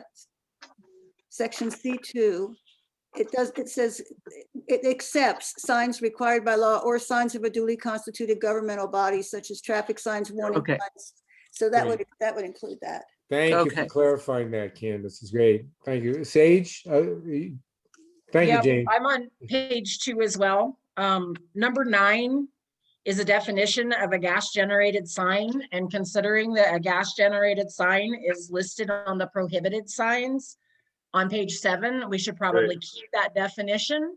And then my other thing too is under the prohibited signs, maybe we ought to add murals. it's Isn't that a interesting sign? discussion. And it's could be a large sign and it could be an offensive sign. I had an interesting discussion with Councilmember Moore about this exact thing. Funny you bring it up. I think it's something. Yay, we could Sage. clarify. I think it's something we could clarify. My concern about murals. First example I have is from the Central Coast where I used to live. Is somebody painted a really cool mural of their bicycles on the side of their building, their bike shop, and the city decided that it wasn't a mural; it was actually a giant sign. So, it might be something that we could clarify. Jane and I talked about a couple examples. If, how do you address something that some people may consider inappropriate murals? What is technically art? Is it a mural? Places that have mural programs actually have separate mural committees and they have a whole process and criteria. I'm not sure it's something we want to adopt at this point. So if we want to prohibit signs, murals as signs as murals, we could add that to the language here. How do we I would want to think- handle it right now for this I particular? think I would like to add murals to the Yeah. prohibited signs. So this is, Jack here real quick on yes, this before we go there. yep. Yes, Mandy. A couple of years ago, the city of Cottonwood had kind of a similar conversation. And there was a lot of legalese involved with that. Mhm. And so I would be loath to add anything at this point until we have looked at some of the legal precedents going on in the state. So thank you very much, Mandy. So can we consider this like the first reading and then pursue? the This is other- the resolution, Mayor. Yes, This would be, yes, it's associated with the first reading of the ordinance, but the ordinance adopts this resolution, and this resolution would be adopted tonight. okay. How do we So want to address that with the questions that have been raised about the murals? I would make a motion to table it until we can find out what our Yeah. legalities are with Yeah. murals. No, I think so. I agree with you, Sage. I think that's where I was going. I didn't really want to pass this yet, but we're And still I- pursuing it. Totally Yeah, I on can board al- with seconding that motion. So let's do that. So So- we have a motion and second to delay adopting this until we get clarification on those questions that were raised, i.e. murals. can I just Mm. clarify that you can, what you're doing is delaying adopting the resolution, which is great. You can still hold the first reading of the ordinance and adopt the resolution at the second reading. Okay, fair enough. And I've had my hand up. the Oh, whole I'm sorry, time. Alex. Sorry, No Alex. one's noticed. Okay, so under definitions, it's on page 1 of 93. We have a barber pole as number 1. As I recall, when Pussifer was allowed to put their barber pole up, they were not allowed to have it lit and they were not allowed to have it rotate. So now all of a sudden, we're talking about a barber pole that may be stationary or may rotate, often with the aid of an electric motor. How do we want to address that? Candace, do you remember anything about the reason why I'm they sorry, weren't allowed to have that barber pole? So Barbifer came into town at Pussifer I and remember that, Maynard yeah. wanted to put a barber pole out there. The town was really against having it up there because of you just sign clutter. So I don't have a problem with the barber pole. I just don't think that we should allow them to rotate or be lit up. We should just allow the barber pole to stay as it was. So I have a problem, Alex Barber, with the barber pole. If I could provide a We'll brief. give you 2 response to that. votes. In that case, you get 2 votes. Could I provide a brief response to that? Yes. We did not have the barber pole in there, that provision in there. And we ended up continuing it at the P&Z because they wanted to add in a provision to allow rotating barber poles. So I came back with some revised language to add it in. I did review the design review decision at that time. And there wasn't a lot of detail in the minutes about why, but it was not something that was allowed under our ordinance at that time. Barber poles, rotating barber poles. If you look through the definitions that are under prohibited, it says no, that were there today before we change this, no moving signs. So anyway, the barber pole is considered moving sign. It doesn't matter to me. I haven't been approached by Pussifer. I don't think we're at risk of having 10 or 15 of these rotating barber poles in town. No. But the members of P&Z thought that the barber poles rotating were kind of a cool idea and sort of historical in character. Again, it doesn't matter to me. Thank If you. the council wants it out, we'll go back to what we have today. And I don't So think. where are we with this, at this particular point on this, on the resolution? What are we going to, are we just going to delay it? We have a motion to table Table? and a second. Great. Any further discussion? Hearing none, all those in favor of tabling this motion, tabling this resolution, please, number 612, please say aye. Aye. Opposed, no. Resolution number 612 is now tabled to get clarification on the points raised this evening. Thank you. Item 7D, first reading, ordinance number 472, an ordinance of the Town Council of Jerome, Arizona, amending sections of the Jerome zoning ordinance regarding temporary signage. Any discussion on that? Hearing none. Can I get a motion to accept the There is first a reading? motion for the first The reading. first reading, we don't even need it.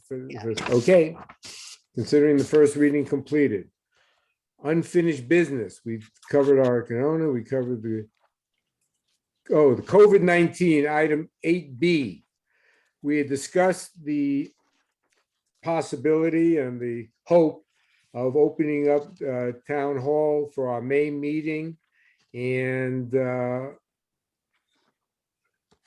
so I think, do we still want to do that? Do we want to open, have our May 1st, have the town hall be open with the staff there, and then have our main meeting live in person at town hall? Yes, Sage. So a couple questions. First question is Candace, do you know anybody that's a staff member has had the opportunity to be vaccinated? And our staff, is staff ready Vaccinated. Oh, Town- to include the library? I spoke to Kathleen this morning. She says library staff is ready and willing to open on May 1st. Town hall is also ready and willing to open on May 1st. We've all of us here at town hall have had all of our vaccinations and we feel safe. Okay, So, and then my other question is, if we opened up meetings, council meetings, are we gonna be able to space people and still continue doing social distancing? Because the way for us Yeah. to social distance is for only 2 of us to be on the dais, the other 3 to be down at the tables, the way they're set up now, and then the staff that's there, it just fits us in that room. So I think that might be a concern for us still. right. And I understand that not all council members have had the opportunity yet to be fully vaccinated. And also not the public. There's a lot of public that don't want to get vaccinated, and they might still want to come to a meeting, and they could be asymptomatic and carrying symptoms that could get the person next to them sick. If council wants, excuse me, to resume the public meetings, here at town hall, we can work on some sort of arrangement, possibly with chairs in front of the dais for some of the council members and some of the council members at the dais, and then the public further back with chairs spaced out 6 feet apart.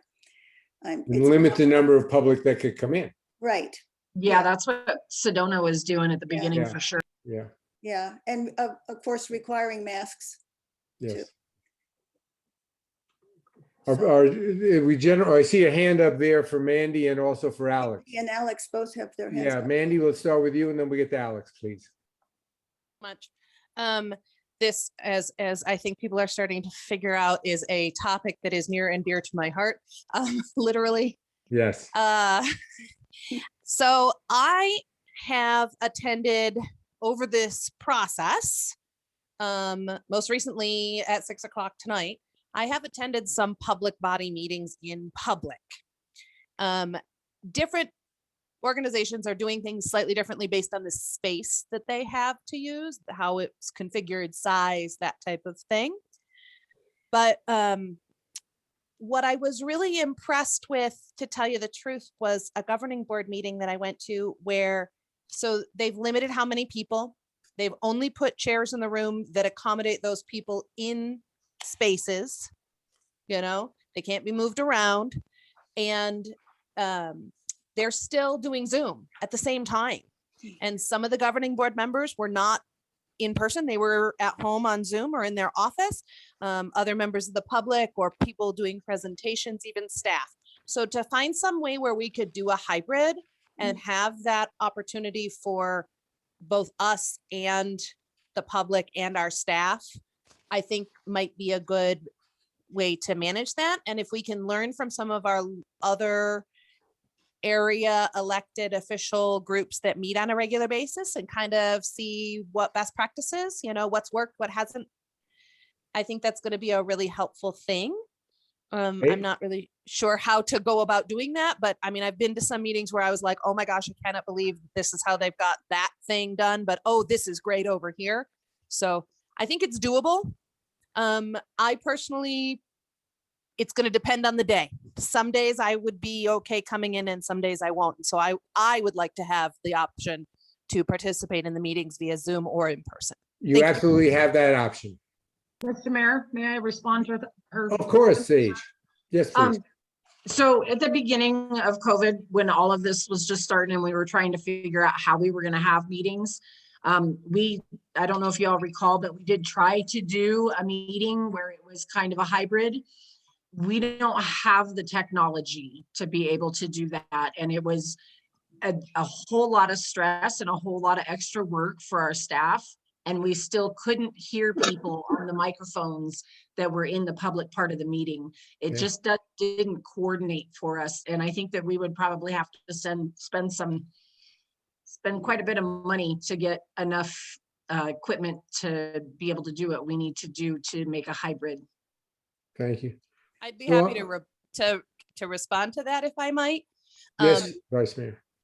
The process that we were using, which was kind of the go-to process for that type of thing 10 months ago, has completely transformed into this whole new thing. And it pretty much doesn't cost anything. You got to have a pretty functional internet connection and a couple of what they call floor mics, which we already have. It's just a matter of the Zoom technology itself. It's not us. The Zoom technology itself has come way forward. And I would be happy to reach out to the governing board that I went to that was doing a really nice hybrid where you could actually hear it at home, because I had somebody else watching it at home and in person, and just see what exactly they're running. Thank you. Jane, did you have a comment, or just curious, or Alex, any thoughts on this? Oh, I see, John, you have a hand up? Or are you picking your nose? Wait a minute. I can't tell. There you go. Okay, yes. Briefly, I just wanted to respond that we have on the schedule for the 21st to discuss this with P&Z about meeting in person. Of course, we have public meetings, 2 other boards that we meet. Okay. And DRB says they've all been vaccinated and they're very supportive of meeting in person, going back to that in May. So our May meeting will be in person. And I did talk to the chair of the P&Z, and he's interested in doing their meeting in person as well. We do need to poll the rest of our P&Z members. Thank you. I also spoke with Judge Dwyer about the court and how they handle it, and she gave me some really good suggestions about plexiglass, and also suggested I talk to Dewey Humboldt. Apparently they're not a real wealthy community, but they've been doing these hybrid type meetings for quite a while. So I don't know anything about that, but I'd like to reach out to them and report back to you guys. And finally, really quickly, I have a friend who works in Sedona, and asked him how they handle their meetings. And he said the way they do it is they allow people in if they're there to listen to that specific item. But if it's not your item that's up, they post a speaker outside so that you can listen to the meeting as it goes on. And then we can take a break, let people out who just finished their item, and then invite the next group in. So I think we can handle that fairly well with relatively small meetings that we typically have with P&Z and DRB. So thank you. I think they'll probably be interested in going in person. So I'm curious to get the consensus of what we should do for our next meeting. You know, I mean, we could always push it off till June while we look at the different issues that were raised just now. But my question is, what do you want to do for our May meeting, please? Sage, you want to start us off? Yeah, just a suggestion, since we're talking about trying to do maybe a hybrid type thing, and we have both John and Mandy saying that they have people they can reach out to maybe get us there. Maybe we table this and add it on as a discussion to one of our special meetings that we're gonna have before, good. like Good the suggestion. budget meeting, or maybe something after going Yeah. to the Springs, if that's before. I don't remember if or Yeah. after. That'll be after.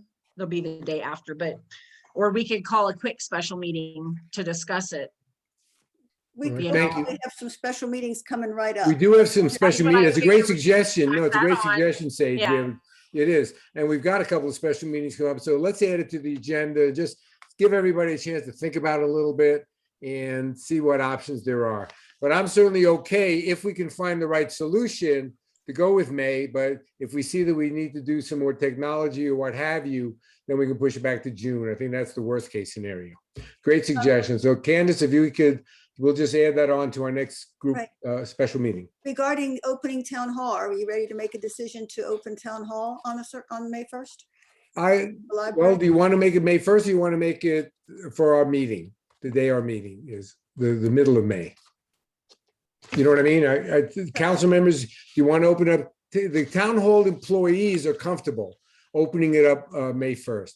So I think that was the criteria I was using when I was contemplating this with Candace, and they're all okay with it. So that might be a good pilot to see how that goes. Okay. Sage, are you all right, Jane? And okay, Alex as well, maybe? And Okay. what about the weekend shuttle? Good with that. And what about the weekend shuttle? Right. I'd love to get that back going again too, if we can, but that's going to take a little more work. You know, just making We sure have it's to find safe a in there. driver, First of all, I'm not sure the same driver will be available, so. Yeah. I am, Sage? I'm sorry, yes? Dr. Jack. Oh, sorry, Mandy. Yes. I'm less comfortable opening the shuttle at this point. Okay, and I see the But- Sage is agreeing with you. So, okay, we can hold But off on as that. far as opening town hall, as our staff has indicated that they feel comfortable with it and safe with it, I think that May 1st is a good time to do so. Fair And enough. then what I would request is that maybe prior to our meeting on the 13th, we get some feedback from the staff, how they're feeling about it. So if How we it's do going, decide yeah. to, yeah, how's it going? So if we would decide to Good. change it, we could do it quickly and efficiently. Excellent. Excellent. I love it. Great. Everybody okay with that? Sounds good. All right, Candace, we'll move in that direction. Thank you. And let's, okay, 8C, review of overdue rental and utility payment rates. I think this is, you know, now that things are winding down, I think, and our benefits are getting more limited. How we want to review the status of overdue rental and utility payments and COVID adjustments, and may direct staff in this regard. Any Okay. comments or thoughts on that strategy? If you'd like me to give a little review. Yes. Thank you. Thanks, Candace. I gave you a memo that really told you where we're at right now. There's been one payment made since that time. The account that shows $1,035 has made a payment, and the balance is due $561 now. So, excuse me, we did comment, and Kristen did a great job with all of this. We did reach out to the overdue accounts, and many of them did make payments. So you see where we are right now. We've sent letters recommending that they enter into payment plans. And at this point, what do you want to do? Yeah. There you go. Dr. Mayor, if I may. Yes, of course. Candace, looking at this staff summary report, I'm glad to see both with the information Kristen provided us in her staff report and the information here that people are starting to be able to come to the point where they can pay things again. I think that's a really nice thing. I have a couple of concerns. I'm crossing my fingers on the first one that that agreement happens, because that's a lot. And I'm hoping that on the second one, we've got that resolved pretty quickly, because those are in hand. Yeah. Even the ones that are coming as paper should I be got in my hand. paper. I got my paper one. Yay. Yep. Yeah, I've been watching them because I'm waiting on one for an elderly friend of mine. It's the bottom one that I have the biggest concern, the account that has almost 700, and where they did not respond to our letter. They have not responded to our call, and it's a commercial account, which means Yeah. they exist in person. It's not like maybe it's a residential account where because of the pandemic, they're living somewhere else right now. Yep. I don't know how the rest of the council feels, but I'm at the point where I would like to see an in-person visit by the code enforcement officer on that one. Preferably accompanied by another member of staff or council, just so that there's two witnesses, just something that they hand deliver the letter so that we Yeah. know it has gotten in their hands. Right. Yep. I'm okay with that. We could I send see certified letter. certified or something. Yeah. I think that because it's a commercial account, let's just move right on to, hi, we're here. We want to make sure that you're getting this. Have you heard Yep. from us? Can we get into discussion? You know, not a, we're going to pound you with something, but a let's make sure that everything and the line of communication is functioning, Yeah. you know, because even with a certified letter, that may get signed for by whoever's picking up the mail. Is it getting in the hands of the person who's actually the commercial account Yeah. holder? And that may or may not happen if you took it there and that person isn't present. Correct. But I just think that we need to, we're a small town, we're close, we know who's where and what's what. And I think that we need to have an in-person visit. Okay. I think that's okay. Everybody seem okay with that? Okay, let's give it a shot. Thank you. Moving, any other, So what, sorry, Candace, yes? are you willing to continue the, if they don't enter into payment plans and they Yeah. don't pay, do you want to initiate shut-offs again as of May 1st? Yes, Okay, because our rentals are no longer a problem. yeah, It's let's- utility shut-offs that we're talking yes, about. And yes. also we have 11 businesses that were getting a break on their rates because of reduced occupancy when there were things in, and now that's finished with the governor. So are we going back to normal billing as of May 1st? I think that's a good idea. Okay, got it. Sage, did you have a comment on that? I see your Yeah, hand. I just want to say, I've walked through town. I know you walk through town quite a bit too, Jack. And from what I can tell, everybody is open to And they're include. busy, and they're busy. Sure seems like it. Yes, I agree. You're right, right. Yeah, so I mean, everybody's open, everybody's doing full bore business. There Absolutely. are a couple businesses that are still doing the COVID precautions Yeah. and only allowing certain people in. But they're still busy, Yeah, yep, I agree. Absolutely, I agree 100%. So we'll put Andy, the your word hand out. up, or is that old? My hand is up. Got to watch you all the time. Okay, go ahead. Sorry, I want to make sure that Sage is finished. Well, she's I am. yeah, she's paused. So as far as the when we had reduced the rates, I Yes. think that we are correct in the fact that the governor has removed mandatory restrictions and that we should, as a blanket policy, go back to regular rates May 1st. I also think that any business that is operating under those reduced rates should have the opportunity to as a case by case basis ask for the reduced rates to continue and have that be considered, because Yes. there is at least one and I think two that are still operating at pretty reduced hours Well, and reduced type of business. Yes, if they can So- share that information, yes, that would, I Exactly. agree with you. If Yeah, they want to come and absolutely. petition us to Yeah. do that, great. Yes, But they have to submit that request, I would say, Yes. in writing by May 1st, or that rate that's will go fair. back Yeah, up. I agree. That's fair. And do you I want think, that on I the think that's, council, or do you want me to make that determination? I'm okay with staff making that determination. yep, I don't know how the council feels, but Yeah. I'm totally okay with that being an administrative me decision. too. I think we But are. it just needs to Jane, be in you writing okay? so that if we want to see it, we can see it. Yep, absolutely. Good suggestion. Thank you. Any other comments on that, or I think we're all in agreement on that. Now, thank you. Moving to 8D. Dr. Pat, are you still hanging in there? Unfortunately, Mr. Pines couldn't hang out with us. He had to go. Oh, that's too bad. Apologizes for leaving. I can give you a really brief staff report, Dr. Mayor. On the bees? Correct. Okay, yeah, he wrote a really excellent document. I gave him kudos for that earlier when I spoke to him. I learned a lot. That was just a great piece of information and research. I appreciate what he did. So what recommendation do you have? Well, I please? think we're looking for direction from the council at this point. I did want to give you a little bit of background that I did have an opportunity to meet with Councilmember Harvey and Patrick, and also Alex Barber. Councilmember Barber joined us, and we did go around and talk to quite a few folks that have been impacted and had problems, issues, concerns with bees. So that this is not just a standard list that he came up with. He spent a lot of time. No, it's great. coming up with this list of suggestions. I think it might be appropriate to hand it over to Ms. Harvey. This has been kind of her baby. If she's interested in adding any comments, thoughts about that, and be happy to answer any questions. But I think we're looking for some direction. I know that we already agreed that we need to get trash can lids to help. help on That's a great first step. Yep. And I believe Got- that's it They've already been in. delivered, so you know. We've got new trash cans with lids delivered.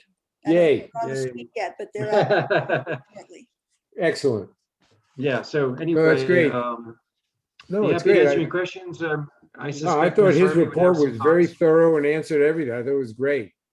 Mhm. I don't see Sage on there anywhere. Yeah, his report is pretty thorough. Just, I think to me, the thing that stands out the most is that he is suggesting that we ordinance Something, beehives up yeah. here. We are such a small area, and from I learned a lot from him. Yeah, From what I understand is even if a hive moves, they stay a mile away from their own hive wow, to make sure, so they move quite a distance, and we can Yeah. have hives from all over the place. yep, I also do know for a fact that the bees that are still on my porch, it took me almost an hour to get them squirted off my porch today so that I Wow. could be out Wow. on my porch. I cut trees down that were dead in my backyard and put a little pollinator garden up back there. And I have 2 bee watering stations there. And I've only seen maybe a dozen bees use those. The Africanized bees are here. He said they are definitely Africanized that are at my house. Wow. Because the way that they behave and the size of them.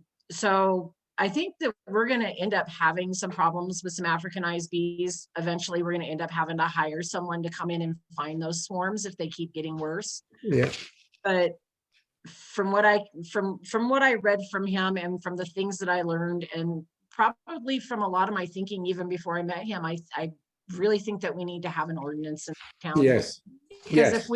if we don't have one, then anybody can put as many hives as they No. want, and it's going to affect this town. Absolutely. No, I think I agree with you. And I think it has to be reasonable and fair. That's the key, and not overreacting. That's one of the things I got out of his document. Is we need something. It's got to be not over the top, but absolutely. So we do need to put that together. We've got to find a happy medium between Yeah, the bees and the people. absolutely. And it's a very, very small town, so Yep. it's going to No, be no. a delicate thing, I'm sure. Yep. And I just want everybody to know that from the beginning of this, I have not been anti-bee. No, at you all. haven't. I've wanted to figure out what the problem is and find a solution. to it. And Absolutely. I think that he's given us the best solutions that we Yeah, could no, it's probably great. find. Well written. I really appreciate his, and you could tell he's really knows his stuff. And I'm learning about mason bees, which are the non-stinging bees that are fertilizer bees. Jamie has been teaching me. They're great. They're great. They're called drones, yeah. Yeah, I'm learning this too. So it's all cool. Now, Mandy, did you have your hand up somewhere back there? I don't see you. No, I just hadn't taken it down. Okay, it's all right. No worries. So let's just, so we're just going to do this, and we'll come up with a bee ordinance along the way, but let's see how this goes with the garbage cans and moving forward. Mayor, Yes? how does council feel about starting a pollinator garden at the community garden? I think it's great if we can do it without anybody getting hurt. Mr. Mayor? Yes, please. I just kind of want to bring that up too. Pollinator garden might not necessarily be necessary if the middle park were brought back up to par with the flowers and the roses. And the ones flowers that and have all- stuff. Yeah. There's some stuff in that park that has been allowed to die, and that park looks like crap right now. I'm sorry. The But no, rose you're right. bushes look terrible. I don't know what the flowers were. They were orange and yellow sticky flowers that the bees were always all over. There's nothing down there for them but that one rosemary bush. Yeah. So if That's a maybe good way we to do can it. get our park back up, and rather than doing a pollinator garden, maybe we ought to consider a pollinator park at the sliding jail park and plant some of the pretty trees and plants that we had discussed earlier in beautifying our park. I like it. Good job. Candace, I think that's a great suggestion. I think that's a good first strategy to go forward with but yes, we need to have bees, pollinator bees, that I think will be helpful. And I think that's a good way to do it, to start. Now, would we have our town crew do that? They need some advice in picking up the right plants and things. So I don't know who does that, but Maybe John could help with that. maybe John, Jane, I don't know. Sorry, John. And Sage, we just need to get the right plants. So maybe you and John can give, the crew, get the right plants, for us to be over there. I would be happy to help with that. That would be great. Thank you. Well, I Awesome. would That's a great even way to volunteer start. some time putting plants in. Yeah, My don't hit yourself with that fan. My Okay. recommendation is lots of rosemary. They love There you rosemary. go. Lots of rosemary. And it's tough as nails. There you go. I like it. Next. 8E, district signs. Any update on that? Just a quick update, Dr. Mayor, that I have been working with a couple of our council members and we've got some really good edits. And we are working On the on way. creating a map rather than the district signs. I like that. That's So great. what we were hoping to get some direction on today, though, unfortunately, I didn't have enough time with all these other ordinances and Sure. things going on. But what we were hoping to get some direction on is, can we direct the town crews to remove the existing district signs? Even the businesses feel like they want them down there. I got no problem with that. If that's, are we okay? Is there? Hoping I we would get make a motion, that we have Public Works take down the district signs. Yes. Is there a second for that? I would second that. Thank you, Alex. I think that's a great idea, and let's go forward. Any further discussion? Hearing none, all those in favor, please say aye. Aye. Aye. I, Okay, unanimous approval. Onward, John. Great. Okay, next. This last bit is the John show, I guess. So Well, there you go. We saved the best for last. There you go.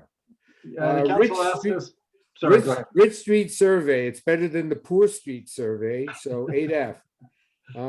So we have to approve the agreement with Capstone Professional Services Corporation for the survey of the Rich Street area.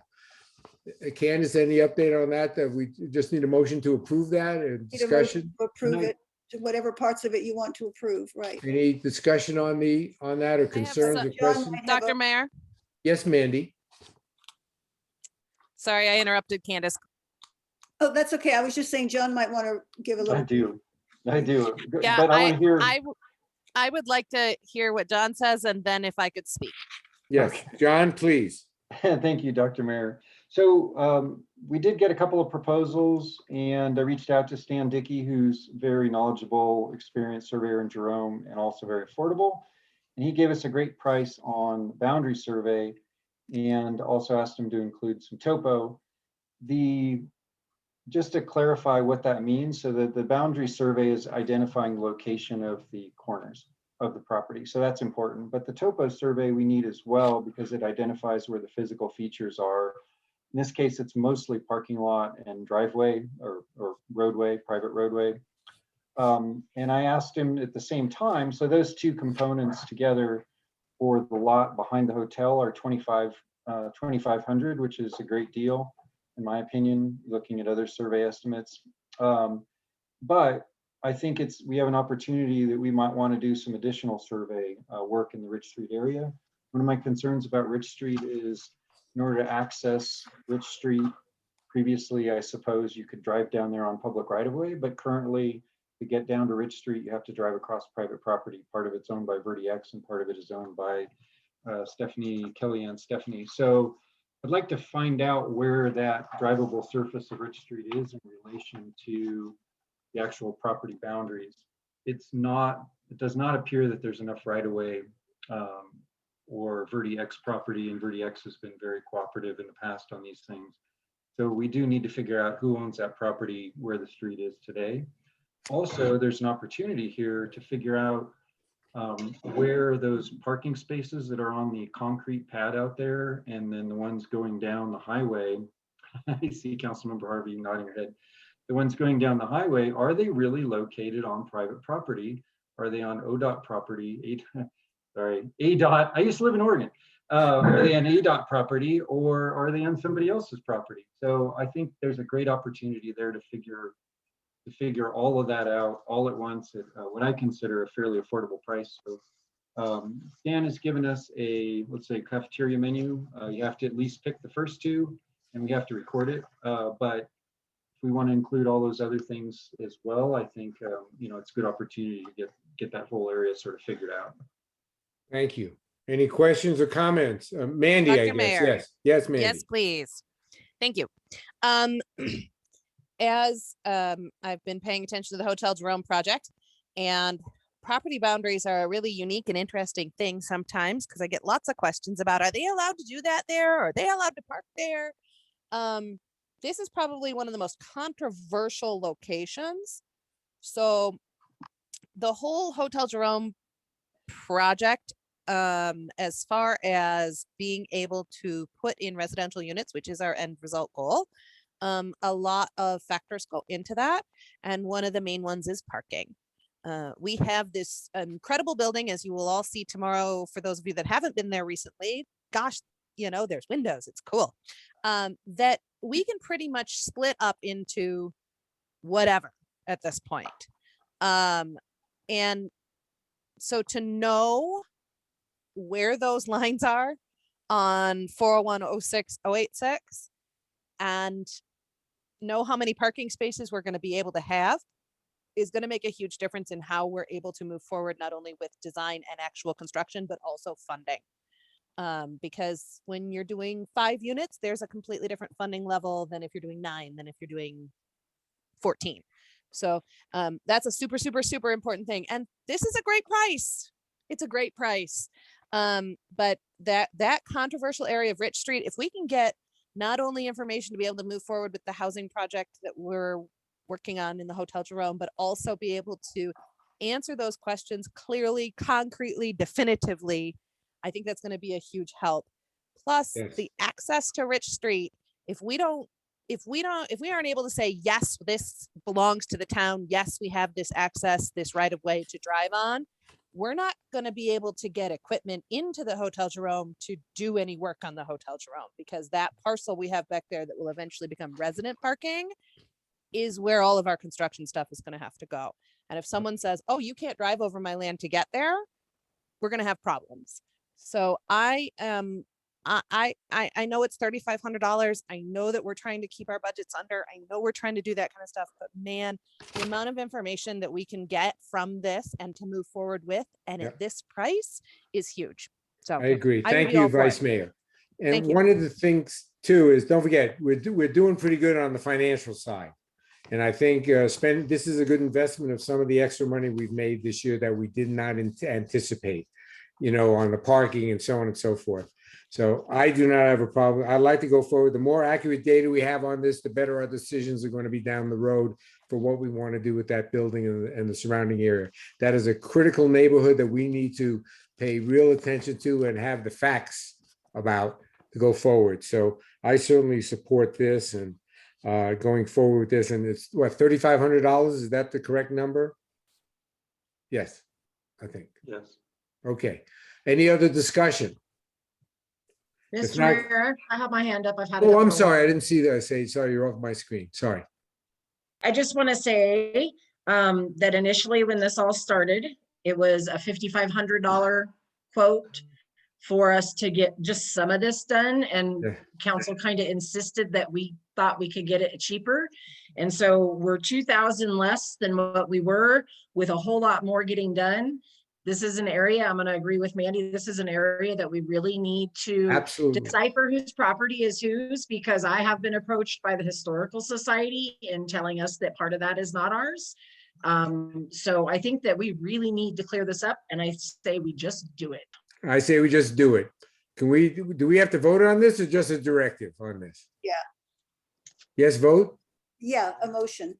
Okay, I'd like to, I would make a motion that we approve this contract, all of it. yep. I second it. Oh, you did. Who seconded that? Was that Jane? I was Mandy. going to, but then you did. It doesn't No, matter. no, it's you. I'll No, no, no. second. Really No, no, doesn't no. matter. Doesn't matter. We got, so the motion by Sage, the second by Jane. And we heard Alex out there trying to get in there too, kiddo. Got her I hand saw up. that. Alex has. I saw your hand up now, Alex. Did you want to comment, please? My hand was up the whole time. I was trying to make the motion, but that's okay. I'm good with everything. We need to, I think this was a great deal. Thank you, John, for reaching out to Stan Dickey. We all Stan Dickey's great. I love Stan. Stan is Yeah, let's fair do it all. and he's Let's get it knowledgeable. done. Yeah. He's a great choice. So all those in favor of passing this motion, please say aye. Aye. Opposed, no. Motion carries. Go forward Yay. and get Stan and his wife will help him. They're a great team. Thank you. Well done. Next, item 8G, changes to the Jerome zoning ordinance regarding administrative approvals and appeals. Council will resume discussion of changes to the zoning ordinance and may direct staff in this regard. What do we want to do on this one? Yes, Jane? Well, I have several things. And I don't know, do we want to continue this at a later date or? I think that might be a good idea. I think, And let's post, are we all right postponing this to our May meeting? Of course, I do want to mention that this is scheduled for further discussion on the April 21st Planning and Zoning Commission meeting, so I'll end up continuing that as well. Okay. Well, one of the Please. things, decks, that I wanted to talk about, there's a whole bunch of stuff in the zoning ordinance, definition of deck. And it says a deck is 12 inches or more off the ground. So the definition of deck would have to be changed in order to do this, and also needs to meet setbacks. So any obstruction in a setback is an issue. And even 11 inches, if it's something somebody could trip over trying to access fire, emergency access, stuff like that, that shouldn't be there. And then, so maybe those guys could discuss that. Great. Murals is, well, I don't know, Yeah. murals is just gonna have to come up.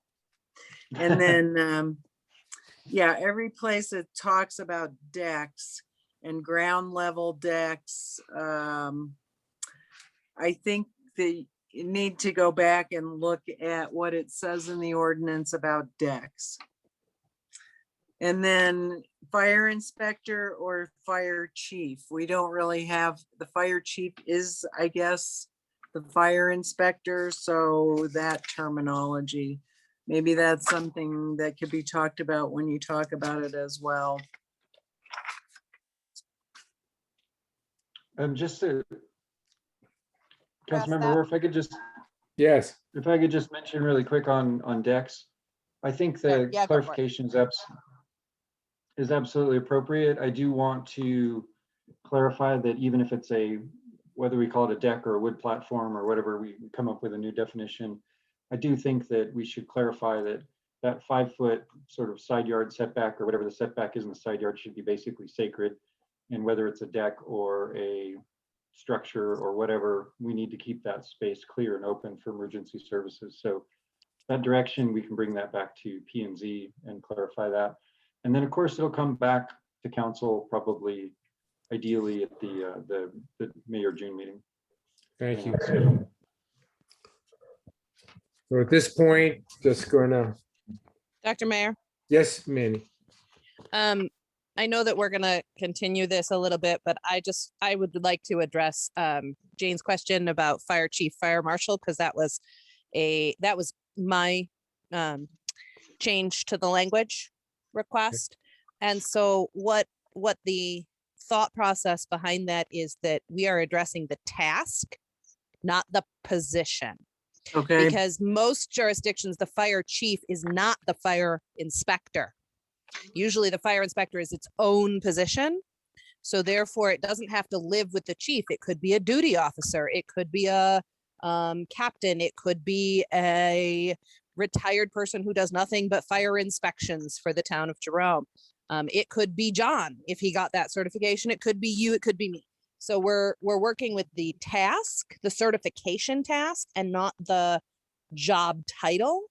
And the terminology using fire inspector, technically certified fire inspector, is direct from some of the grants we've been looking at, as far as with the Hotel Jerome and life safety and stuff like that. A lot of them require that you have a certified fire inspector sign off or design your life safety plan.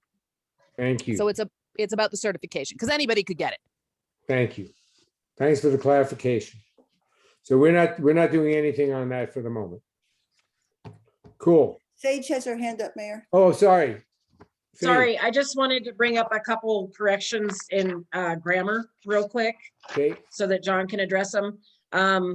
Page 34, G, the first sentence, you have plan review in there twice. One of those needs to come out. Oh, man.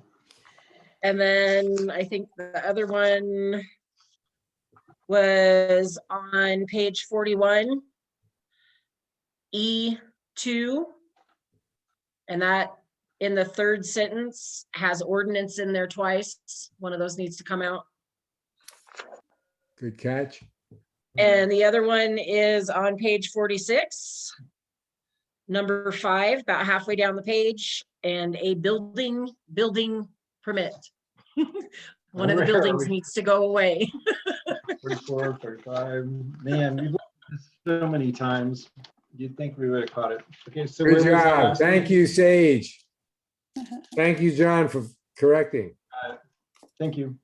Appreciate that. Okay, moving We're not along. new looking for a business. motion. You need a motion? Yeah, we're not looking for a motion on that. No. No, not at this point. So can I Okay. Thank you. ask, is this coming back to council again before it goes to P and Z now? Is that the plan? No, I thought P and Z was going to look at it and then get it to us. Okay, so, Yeah, okay, we have to hold, based on our discussions with the attorney, if there are significant changes and we would consider this significant, we still have to hold a public hearing. Okay. So we have to go back to P and Z with a public hearing and we right. can I just incorporate. wasn't clear on whether Yeah. council wanted to make more changes to it before it goes back to public. Yeah, and we can coordinate these changes and Okay. come back. Great. So Great. Mayor- Thanks, Candace. Mayor June. Thanks, John. No hands up? Okay, good. Moving along to 9B. Proclamation Fair Housing Month for April 2021. I see a proclamation here, it's supposed to be signed by the mayor, declaring Fair Housing Month for April 2021. Yes, we do this every year. It's a requirement of our CDBG law. Good. I'd like to make a motion that we approve the proclamation for declaring April 2021 as Fair Housing Month. Is there a second? Second? Any discuss, thank you. Say, any discussion? Hearing none, all in favor, please say aye. Aye. Aye. Opposed, no. Thank you. Candace, you can just add my signature there that you have, please. Okay, Thank you. Moving along to and from the council. Whoa. Sage, I hear you talking. I can't hear what you're saying, but I see the lips moving. Anybody have, okay, Mandy, I see Mandy's hand up. Please. I'm really looking forward to seeing everybody in person tomorrow for the Hotel Jerome visit. I'm super excited to get out and about again, and to just kind of see what you all think about that project, because it's going to be awesome. Really, my to from is that it came to my attention this afternoon that there was a incident at the Clarkdale Jerome School that involved discriminatory actions by students. And much as federal law prohibits the disclosure of details on student discipline, it triggered me to say, wait a second, this is a larger conversation, because we can't change what we won't face. So I just want everyone to be aware that this came to my attention from a constituent who was concerned, asked, is this true? Did this really happen? I did some due diligence, and that I went to the Clarkdale Jerome School Board meeting this evening. And as it wasn't an agendized item, I made a statement during petitions from the public, basically, on my behalf, saying this type of behavior is unacceptable, and it's unacceptable based on school policy, but also based on how we want our communities to function. So just in case anybody comes back to you and says something, I want everybody to be aware that that happened. The information came to me and I went and said something in public on the record. So Thank you. thank you. Anyone else have anything they'd like to share? Mayor, Hearing- just to the Yes, council. What's that? I just, something to the council. And Yes. I did put it on Facebook, but maybe not everybody has seen that. I just want you to be aware that tomorrow morning at 9:30, APS is going to be relocating, airlifting in a new pole at 600 Cemetery Road. And so you're going to hear a helicopter, and power is going to be out in that area for a couple of hours, starting from about 9:30 in the morning. So just to make everybody aware that world is not ending if you see that happening. Okay. Thank you for the heads up. Are the residents aware down there? APS was supposed to have contacted everybody, yes. So- 'Cause Nation. they weren't Hold up. before. Yeah, they didn't last time. I don't know about residents, but I do know that at the old Jerome High School, the property managers made sure to contact each of us individually and let us know. Thank you. Anyone else have anything for the good of the order? I will not be there tomorrow. I have to go to Phoenix, see my surgeon tomorrow, so I apologize. I've been to the Hotel Jerome quite a bit, so I know those of you that haven't seen some of the renovation things will really enjoy it, and I look forward to your feedback on that. But I'm sorry I can't be with you tomorrow. My apologies. Come on, got to get to Phoenix. Anything else? Otherwise, I may ask Sage for a motion, maybe. Motion to adjourn. Is there a second? Second. Yay, we got a second. Thank you, Mandy. Any discussion? Hearing none, all those in favor, please say aye. Aye. Opposed, no? No? The ayes have it. This meeting is adjourned at 10:14 in the evening. Thank you all for a very productive meeting. Even, all of it. It was all good. And I think we're going to be a lot better from the things we're learning from this event that's going to occur.